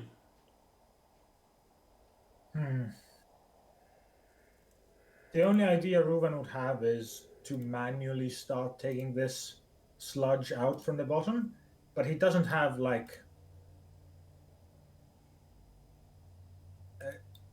he can move through the water, but like he feels like he'd need like a whole crew of people to work on this. Yeah, probably. So we're probably gonna need to ask some clerics for help, or maybe Reuven I don't think he will ever level up enough to get high enough spells, but you never know. I don't think his spells go beyond 3rd level, but you know, we'll see. Yeah, but this troll is definitely not going to keep messing with the oasis.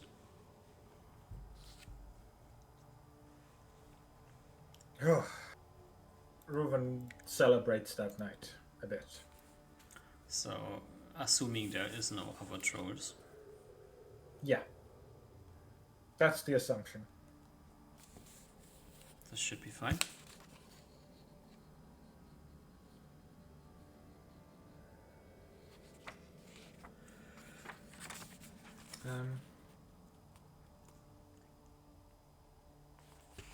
Yeah. I think this is all Reuven can do at the moment. What the fuck is Spooky Lands? We've been in so many spooky lands. Is it something I've written? No. Okay. Today Osma moves to Spooky Lands.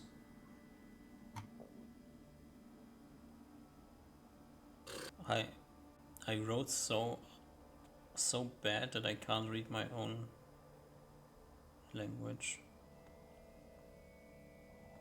No, yes. Okay, yeah, that's probably what it means. Okay, yeah, fine. It's the super spooky lands where he almost died. They are definitely spooky. Yeah, the troll adventure has been finished. Where does Reuven head now? Like, goal number 1 on your plate is cleared. Yeah, that's a day He of feels like a celebrations. Yeah. And then the next morning we head back. we head back. Alrighty. We head back to where?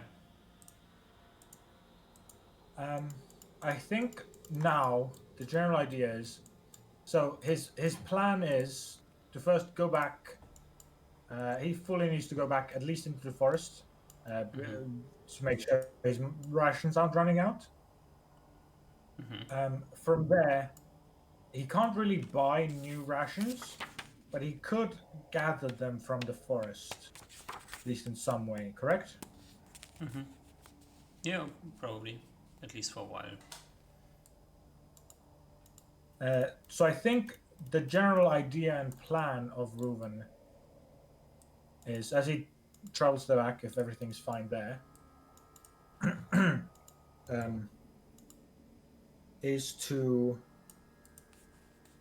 essentially do small solo missions out from the forest, going in and out, and trying to find paths.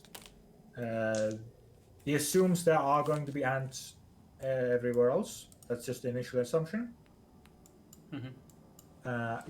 And the plan is to start doing in and out, like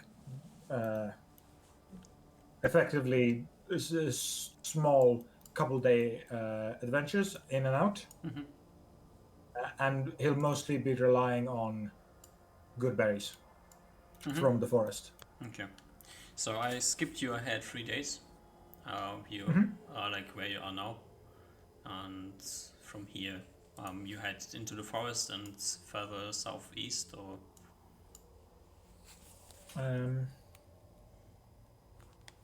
I think in the forest he should, if he sleeps like well, he can probably get his spell slots back. I'm assuming. In the forest at least. Just going to say, like, sleeping well is not really an option here. Okay. There's trolls in the forests, like, you know the dangers in here.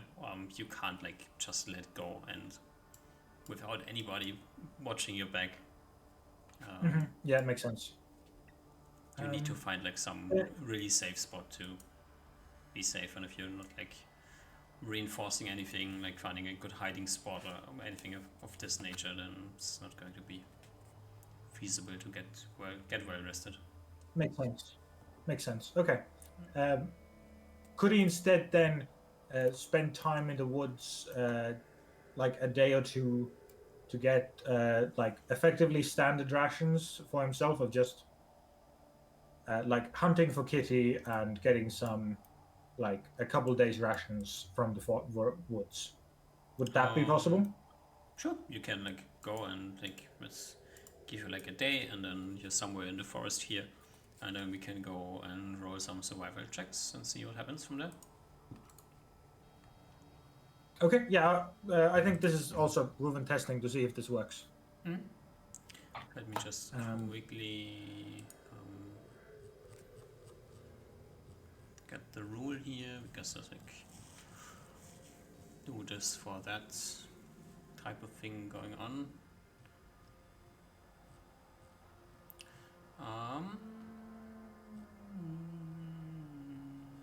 Survival.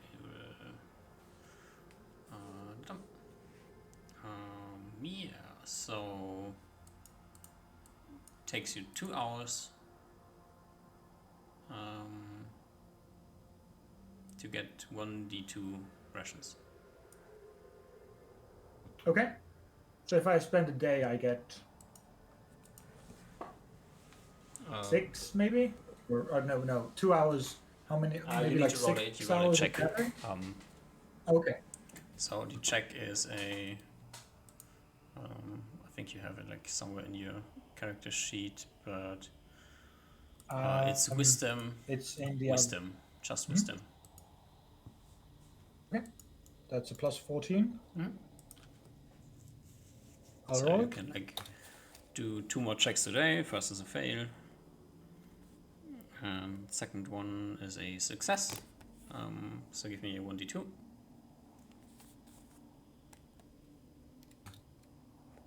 Yep. Generate 2 rations. Okay.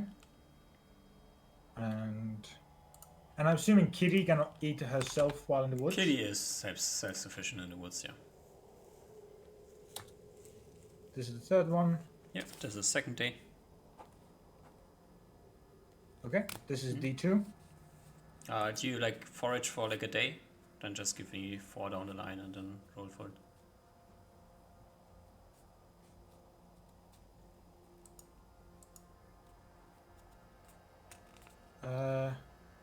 Yeah, I'll do.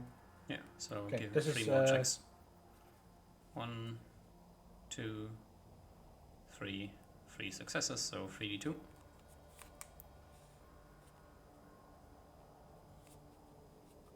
4. So 5 in total.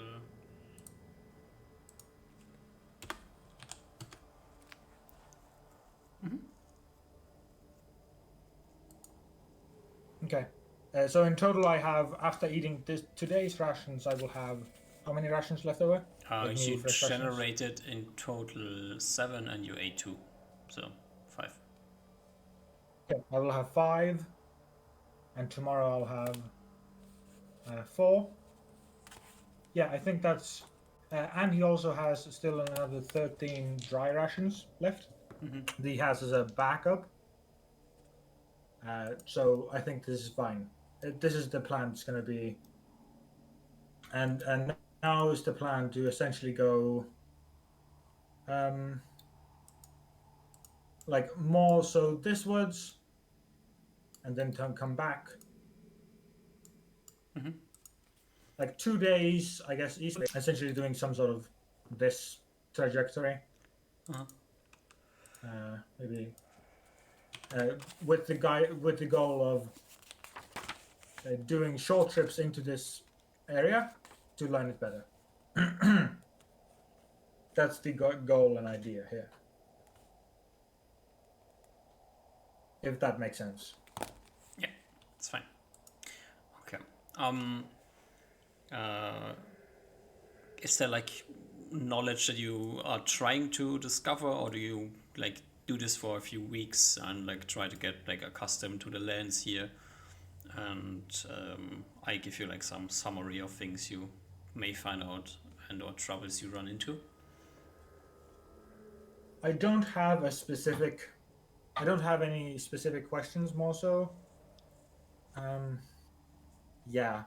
He is the most priority is like plant matter and other kinds of non-ant life. That's priority 1, but everything else is also priority. So Okay. I don't have any specific questions. So, and you're like trying to like learn, like now this is like the time where you try to learn survival wasteland. Yeah, exactly. This is me Right. taking as much time as I need, moving, train, like learning.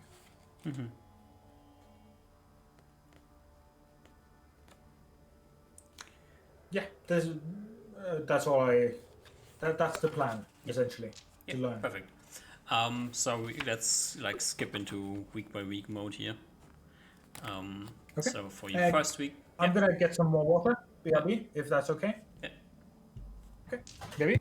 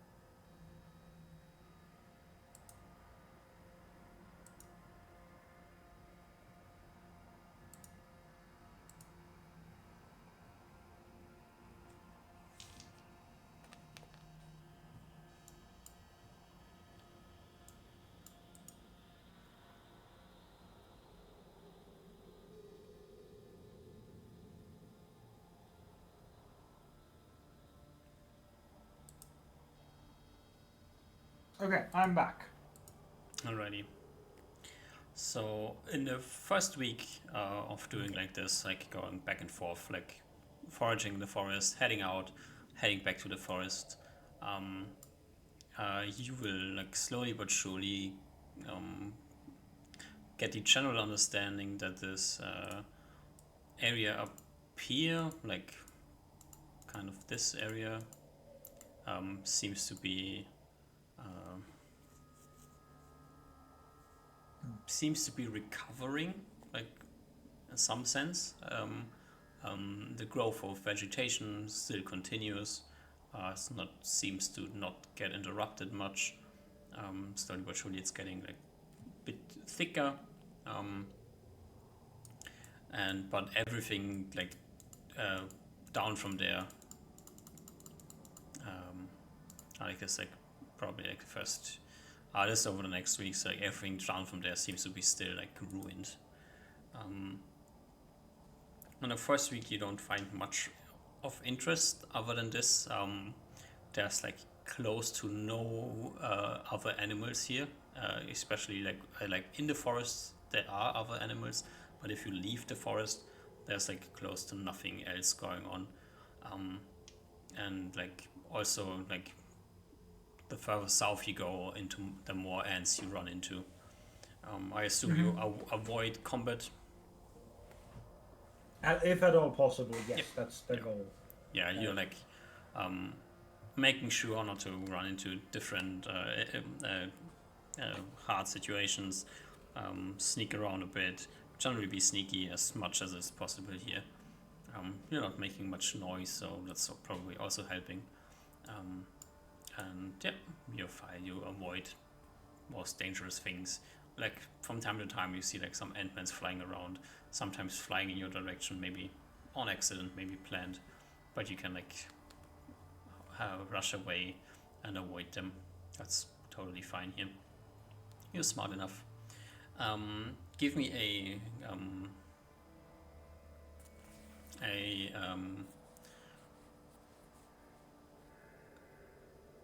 int plus wisdom divided by 2 d20, so that should be a Okay. plus 12 for you. 25 halved. Yeah, 12. 25 halved is 12. Yeah. Okay. Natural Nice. 20. Yeah.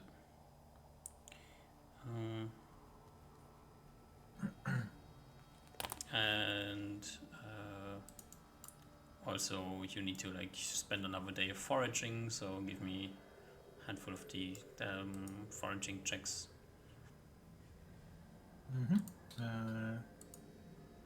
These are the boxes of 3. So 2 out of 3. Why 3?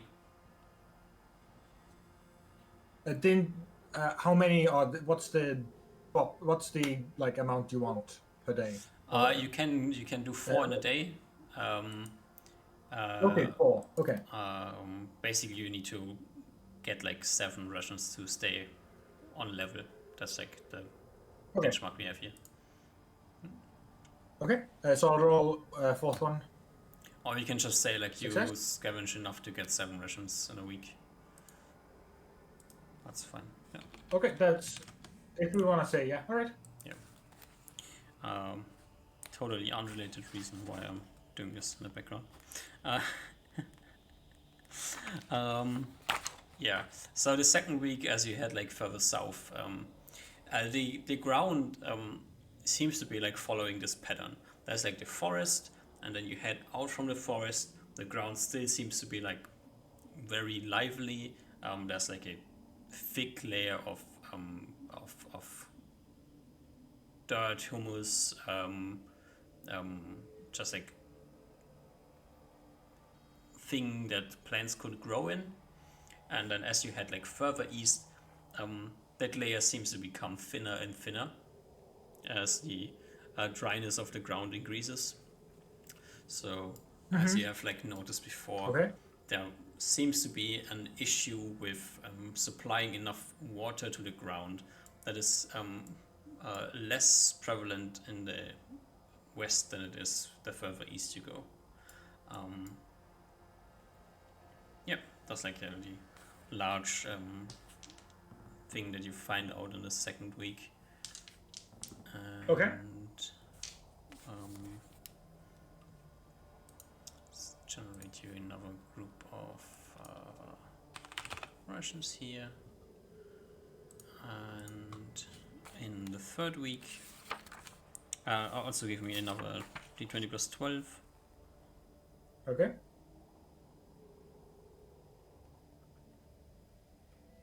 21.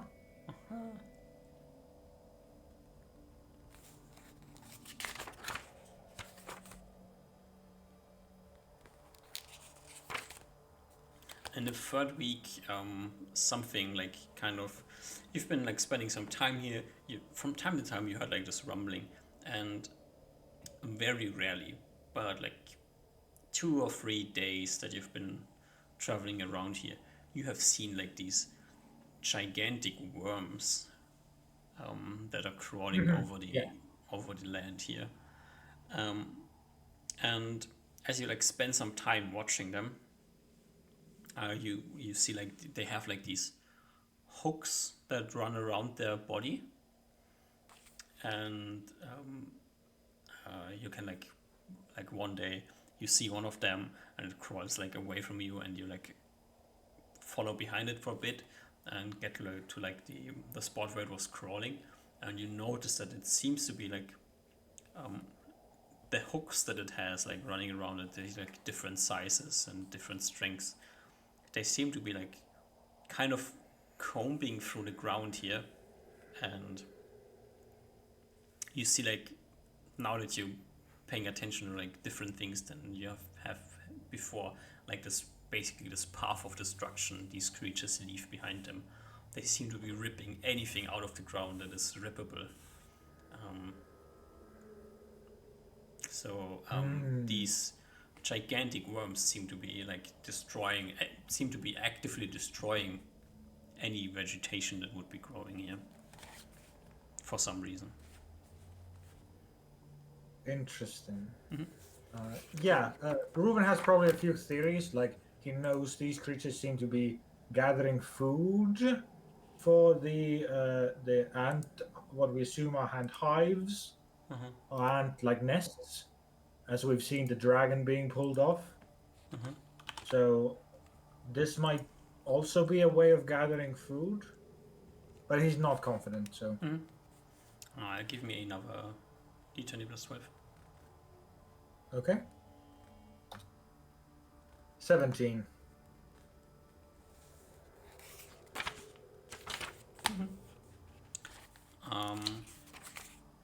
Does this observation that you like made during this week like change your approach, or do you keep doing the same thing? Hmm. And are you heading like From further south, or do you stay like up here?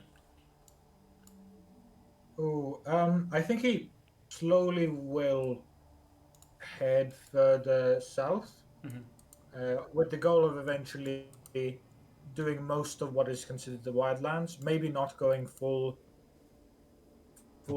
south. Though the problem is he can't really go most of this area. He'll have to make a journey that like goes around and then goes past the um, uh, spider area and into the tree giant area and not into the basilisk area. Mm-hmm. So that's going to be tough. I think he's going to spend at least another week or maybe even a couple of weeks doing launches from this area. Mm-hmm. From uh, and if he feels like he needs more information, he's going to do the journey over. If that makes sense. Yeah, sure. Um, Alrighty. As you're like getting further south here, um, this area down here, uh, you it seems to be like almost the ant behavior here is a bit weird. Um, you see a lot of ants on the other side of this ravine that is here. Not so many on this side, Okay. and then also like over like some time, here seems to be another one of these. You've seen this like once before, back in over in Heartland. Um, Here seems to be another of these standoff areas where ants are like looking at each other, basically. Okay, yeah. I don't know exactly where you saw it before, but you saw it like somewhere. I remember. We've seen them fighting before. Like Yeah. see any fights? There's not much fighting going on, but there's clearly like some sort of line drawn in the sand here. Okay. And then Yeah, probably. occasionally there's like these offshoots of ants like coming this direction and heading towards the gate. Okay. In like groups, effectively. With ants, groups of ants is like a weird situation. They seem to be like following each other, but it's not like, doesn't seem like they're moving in like any sort of recognizable pattern. Okay. So there could be just individual ants moving kind of alone. Yeah, it could be like 20 individual ants kind of following each other and accidentally running in this direction. Or could be a group of 20 ants heading in this direction and they just so unorganized that it seems like 20 random ants. Okay. Yeah. This After is discovering advanced that, ant behavior, so who knows? that's going a bit above Ruben's pay grade. Yeah. After discovering the large sandworms eating the ground, he probably does start to increase the attention he gives the ants even more. Yeah. The rest of the ants don't seem to be interacting with the ground much, but give me another D20 plus 12. 19. Oof. Yeah.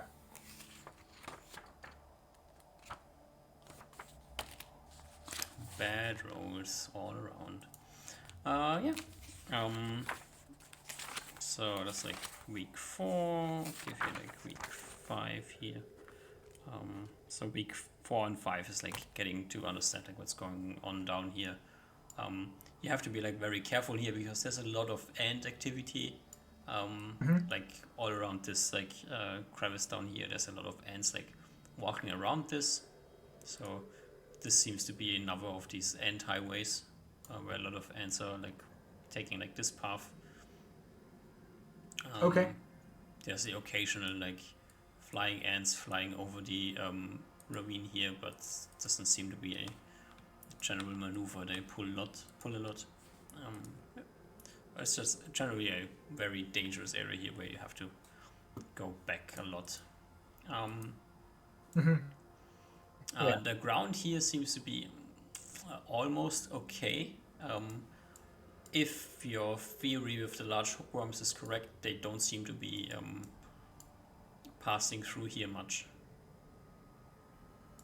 Interesting. Okay. Maybe there's a reason behind this, maybe there's no reason, but that's like kind of the feeling you get. Give me another 20. Plus 12? Yeah.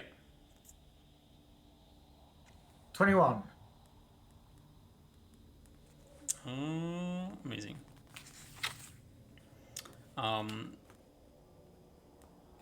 Other than this, like you're like trying to get like used to the things here. When you see the vegetation here, and you see like it's not completely destroyed. So down here it's kind of possible. Further north it's probably more possible and will be more possible in the future again. There is like some roots here that you could probably eat. There's like Okay. it's not much, but there's like sparse morsels that you could find. Animal life still like close to zero, apart from like some random birds that like fly around here. But yeah, there's like some roots, especially like close to the forest, where there's way more vegetation. You find like some large version of the plants. You find like small versions deeper in the wasteland. So you know that if they were to grow, they probably would be like edible things. Problem is that nothing seems to be growing much here, or nothing seems to be growing long. That's the two possibilities, right? Yeah. Do you like stay up here still, or do you continue like further down south? I think Reuven will first try to like fully get everything he can get out of this northern part. So he might spend like do some missions that are a bit longer. So he might spend 2 days in the woods and then do a thingy that goes for like 3 or 4 days. Into the once he feels a bit more comfortable now, Yeah. and has kind of discovered the highways like around this area of ants. He'll try to find like holes he can get through easily Yeah. to get past. You and like at get like deeper some in. point in the past you discovered like this kind of path here, where there's also like this standoff situation here. Here. Where you see like occasionally like groups of ants like looking at each other. You see also a lot of ground disturbance here. So these large worms probably very active in this area. This is I mean, for a quick run through, it's probably a good path, but for a slower getting through, this is super dangerous area here. There's lots of ants on both sides. There's no escaping if they get to you. Yeah. Yeah. Generally speaking, you have like drawn like these circles on the map here already. Up here seems to be like one central end area, and then here's also one.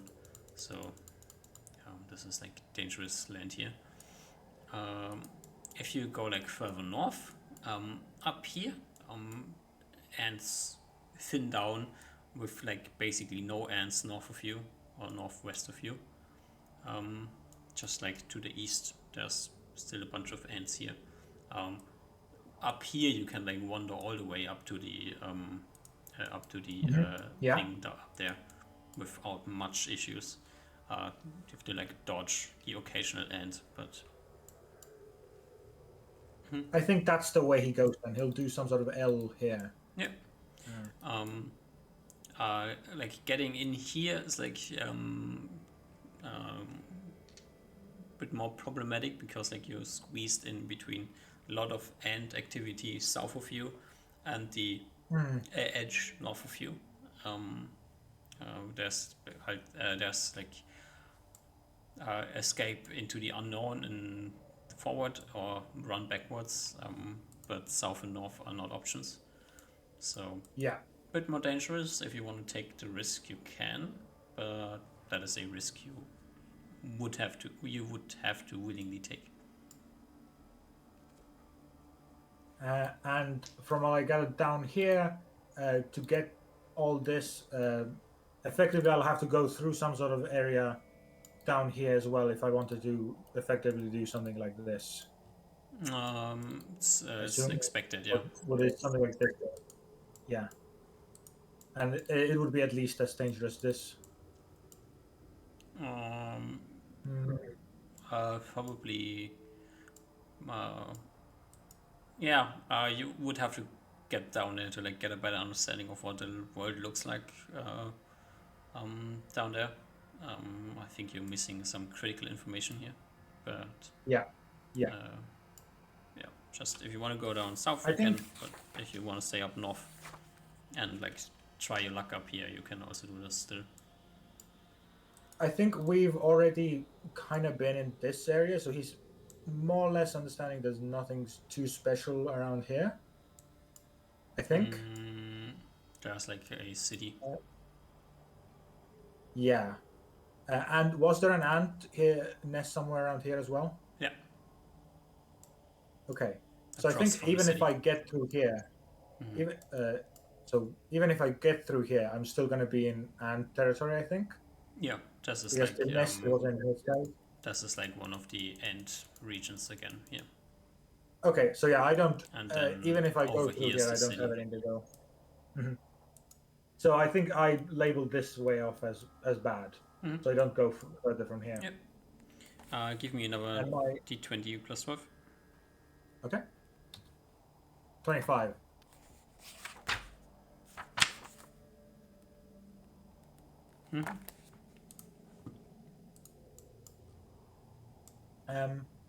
So I think after that, next plan is doing the jump to get to those 3 giants. All right. You can like get like all the way up here to the edge of this like cliff here. It's probably like someday where you can see a bit better. So let's give you like average viewing distance here. This here is also a cliff, but this like probably ends like around here. As if you get like this deep, you can probably like head into the forest. But that's spider woods. Yeah. That's the problem. Sure. I think. Do I see from this distance if ants like actively avoid going near the woods? You have never seen ants in the woods, so they seem to be actively avoiding the woods. But Yeah. I don't know how you would judge a difference. Yeah. You see ants actively flowing into the gap here, and also from up here. Then I think Reuven's plan is to effectively get to the tree line and skirt the way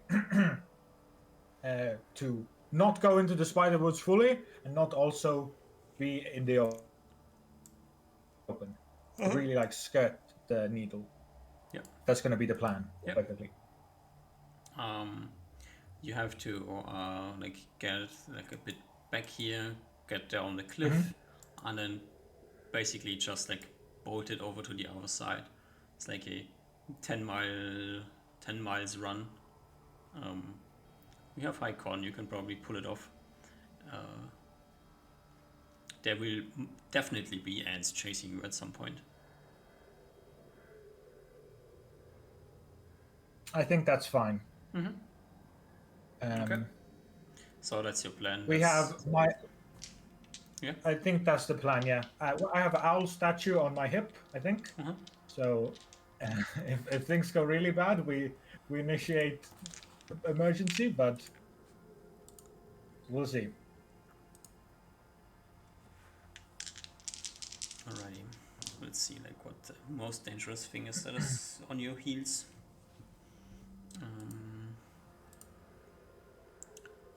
That is you actually managed to find a particularly good point in time. Probably pure luck. But after getting like chased by like a few of these flying ugly things, which are flying and they're not flying at that fast, you can like keep up with them or keep in front of them. You just run into like a single ant that was like covering behind like a ditch in the ground, which you can like basically just sideswipe with your sword and it dies immediately. And as you're like getting close to the edge on the other side, there's another group of probably like five ants and one of these fly creatures that are like heading in a direction. You don't see much else close to you at the moment. If you want to engage with them and like, then you can do that. It's probably not much of an issue. Or you can like try to run past them. The main problem is like the ants on the ground. They have like the benefit of additional feet, so they're a bit quicker than you. You would have to basically literally run them because they're moving faster than you are, and there's not really much in terms of hiding at the moment here. You have to get to the forest before you can hide again.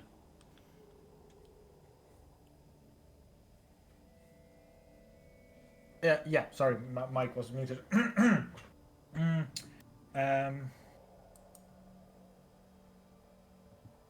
Yeah, the plan is to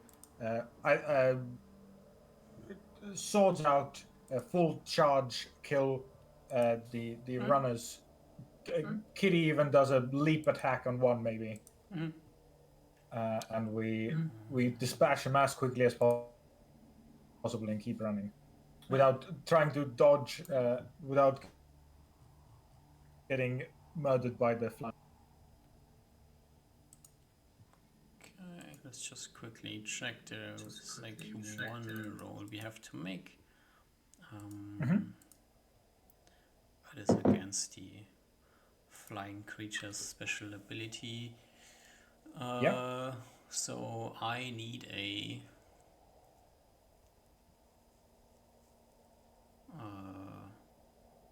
save versus spell with a -2. Ooh, that's not amazing. It's my spell is, I don't have my cloak on because I'm disguised. I'm camouflaged. So I have 8, 2, so a 10. So rolling a d20, I need 10 or higher. Yep. If you say so. D20. 17. 17, and that is an easy success. The creature does not spook you, and you can like, let's say, give them like a handful of rolls to see if there's a 20 in there. There's no 20s here. There's no 20s here. No 20s here? Amazing. You get away scot-free, no problems. A group of ants lie dead on your feet, at your feet, as you. Oops, I'm tracking the arrow.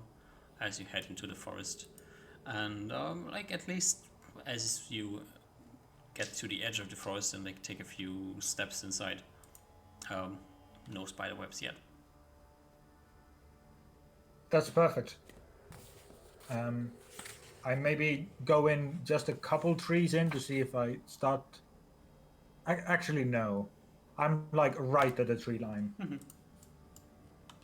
And I won't go in further. Yep. Alrighty. So over the next few days, you continue heading a bit further down.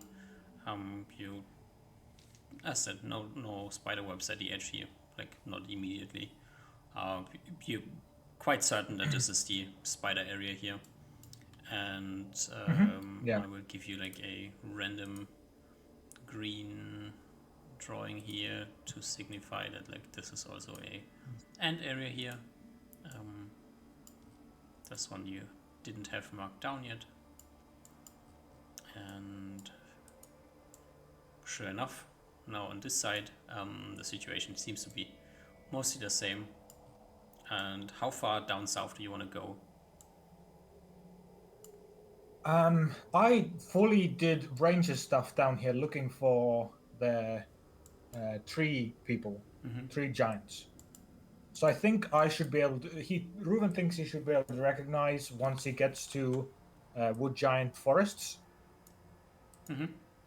So he will first get to those forests. Yep, they're about here somewhere. And camp out. If he meets any of those wood giants, he'll say hello. But his plan is to essentially make this area of the woods his base camp to go on expeditions to here. Yep. Okay. Down here, let's just quickly figure out how many weeks you need to learn your proficiency. Give me like a. Just give me like roll like 5d20 and we see. Okay. You can roll them as no one. Plus 12, just 5. Oh, just 5d20. Ooh. So this is bad, good, and then yeah. So 1, 2, 3. Okay, it takes you like another 3 weeks before you like feel comfortable in your ability to if there is things to find, like if there is places to forage, or if there are things to forage, you feel certain that you can find them. The main problem is that if you like feel that you're in the proximity, like this kind of also lets you know that you're in the proximity of one of these end regions, that when these giant worms are crawling around, they destroy everything that could become edible. So as long as these giant hookworm things are crawling around here, foraging is a close to impossible thing. So as you like spend like by now it's like been 8-10 weeks or so, like really trying to get to know this area. There is like the 3 main points you understand. Point 1, as we said before, there's clearly a difference between the desert area and the wasteland area. The desert is, from your understanding, probably lost. In the current circumstances, there's most likely no chance of getting any life back in this area, unless there's something you strictly misunderstood about the desert. That's like your understanding. The wasteland area, there's like the second main point you understand. The wasteland area isn't by itself wasted. It is getting wasted. There is something going on. Maybe it's like these giant hookworms, maybe it's something else that is actively keeping this land destroyed. And as the experiment from the north, where there seems to be no hookworm going on at the moment, shows, there is a good chance of regrowth. And then the third thing, which you also like drawing on previous knowledge, the water in this area seems to be the main issue. Somehow this like border region where the forests are seems to be still like hydrated well enough. Maybe it's because like down here there's the lake, and up there who knows what's going on there. You don't really know what the reason is up there, but there seems to be still enough water in the ground that it is not getting dried out and the forest can still exist. Might also be that because the forest already existed here, like thinking back to the old map, that the forest has managed to protect the ground. That's something forests do, right? They keep the ground intact as well. There's less evaporation, there's less drying out of the ground, so could be either. Either it's like there's enough water here, or it has never gotten so bad as it has in the other regions.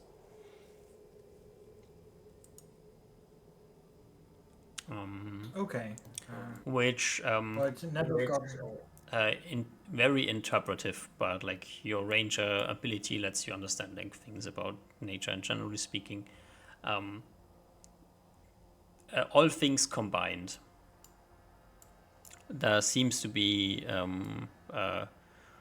a mixture out of a very obvious magical effect that is on this land and or has happened to this land, and natural effects that are causing the issue.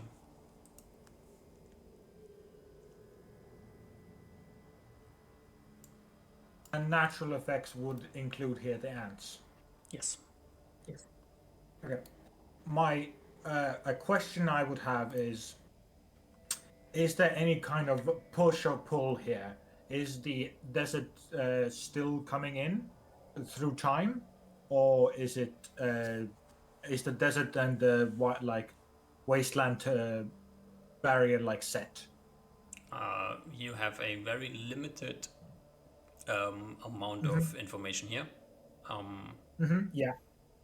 Probably 1,000 years ago, the desert was very limited to the further east side, and now it has grown to the west. It still ends at the central canyon. Okay. But it could still mean that even though the closer it gets to the forest, the more difficult time the desert has expanding, but it might still be expanding, but only in very large timescales. It could, yeah. Okay. Unless, again, there's some weird magical effect that forbids the desert to spread westward. And I didn't get any other, more specifically, what the magical effect could right now still be doing. Besides, like, taking away some of the water? You clearly know that the magical effect is somehow preventing rain. Yeah. Yes. Okay. That makes sense.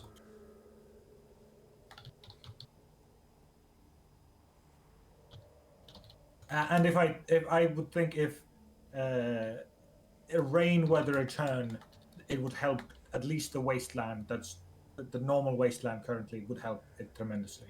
Yes. Okay. Okay. I don't have any more questions. Alrighty. And I think that's a good point to stop. Just quickly like, check calendar. There's like a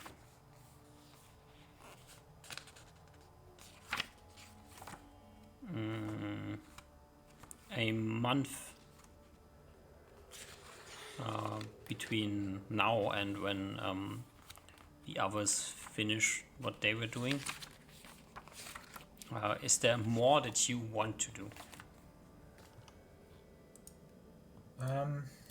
Let's see. Not as I can think. I did post that just my general what Ruben's things are. We killed it as a troll. We finished the proficiency. The big tower banshee we aren't going to deal with. The goblins we aren't going to deal with.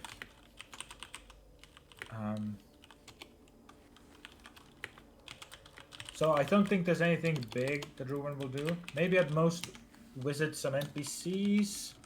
I'm not sure. He will most likely head back to the human lands and see if anything crops up there. Like right now, or do you spend like until you get like contacted out here? That's a good point. Really sorry, I need to take a 1 minute break and I really need to go to the bathroom. BRB?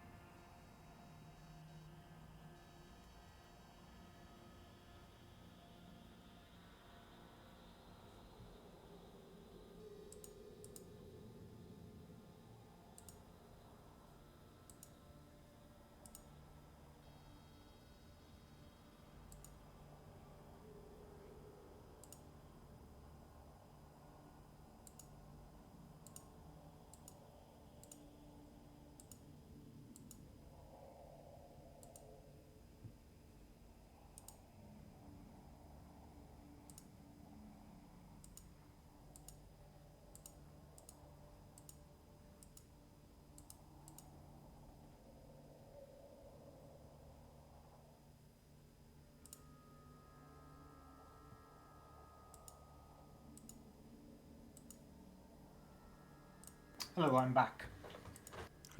So, first thing, if Reuven traveled most of this area, there's a bit of darkness here.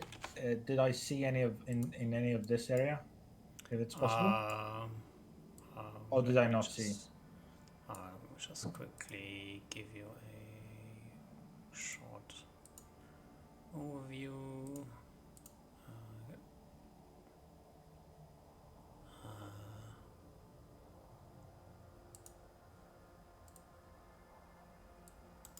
So this would be like traveling like this.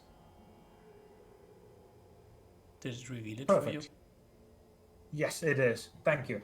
Okay, it's not revealed on my observer end. Okay. My thoughts were, if Reuven does become very confident in his ability, he doesn't feel like he has anything else to learn, and he still has some time. What he would do is, we very slightly discussed this in DMs, but one of an idea I had was if can rangers like Reuven make new spells. So something he might do in the month is literally learn if he can even make new spells. Not like make a new spell, but actually like spend a month just seeing even if he could do something like that. If that makes sense. How would you do this? And I think it's very much just he would leave mostly this area and go back to like either chilling in the Elven land and the human land, like Lobey forests. Honestly, by the time he makes it there, the time's already over. But effectively, it's if we before have discussed like his magic just being something he asks, he literally is trying to just ask new things or mold other spells to do different things. Literally just small things like instead of entangle in a large area of vines, trying to put entangle spell on one specific tree to have a better control over it or something, or like throwing seeds somewhere and having them explode in large allergy bursts, not just in areas but in concentrated bursts. Just literally trying out the limits of his spells and trying to push the boundaries of what he can do. Essentially for a whole month. Yeah. To see if he figured out any, not systematic, but just any feelings. Yeah, I think you get it. Give me a wisdom check.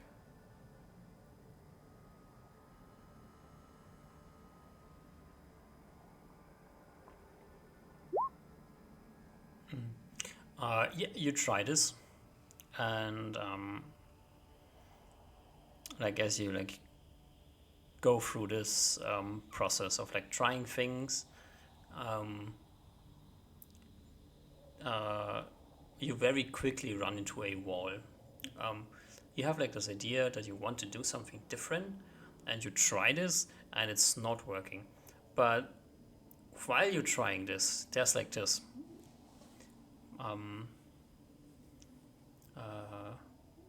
this whatever you draw your powers from, there's like this which he still to him is mystery, right? as you like focus on this for a while and then try things and like are more in contact with whatever your powers is bringing to you, there seems to be like this honest curiosity coming with it, like yeah,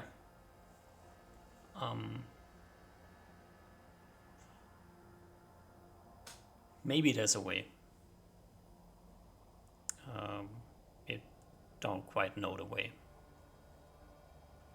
Okay. That's more than enough for me. Okay. And I'll probably, at the month end, I think Reuven's probably somewhere in Low Bay Woods, maybe? Or maybe somewhere around that area. Southern tip of the kingdom. Should be fine. Or wherever you need him to be, honestly. He could do like those things. And basically just a question of where everybody's starting from, and like this, like your plan. And if we step out of solo sessions now, then you will be in Low Bay when you decide to meet back up together. Osmar is in Tarega, I think, and Oliver's probably in Barrios. And then we will see from there what the timeline is, kind of. Yep, perfect. Alrighty, then. Thanks for playing. Until next session, please think about the effects of you leveling up, because also you will level up. Yay! By you generated like interesting scrap XP here that you should have generated like in session 7, but well, it happened now. I don't even know what that means. Okay. But we can discuss XP things later. It is very late. My throat hurts. But yeah, you're leveling up as well. Okay. All right, thanks for playing. Thank you so much for DMing. Check what Saturday will look like. Let's do it. Alrighty. All right. Thank you again. Yeah. This must have been a bad session for you. I feel like this was a lot. Yeah, The it's totally DM. fine. Not a problem. Alrighty. Thanks for playing. We will see us latest on Saturday. Goodbye. Bye bye.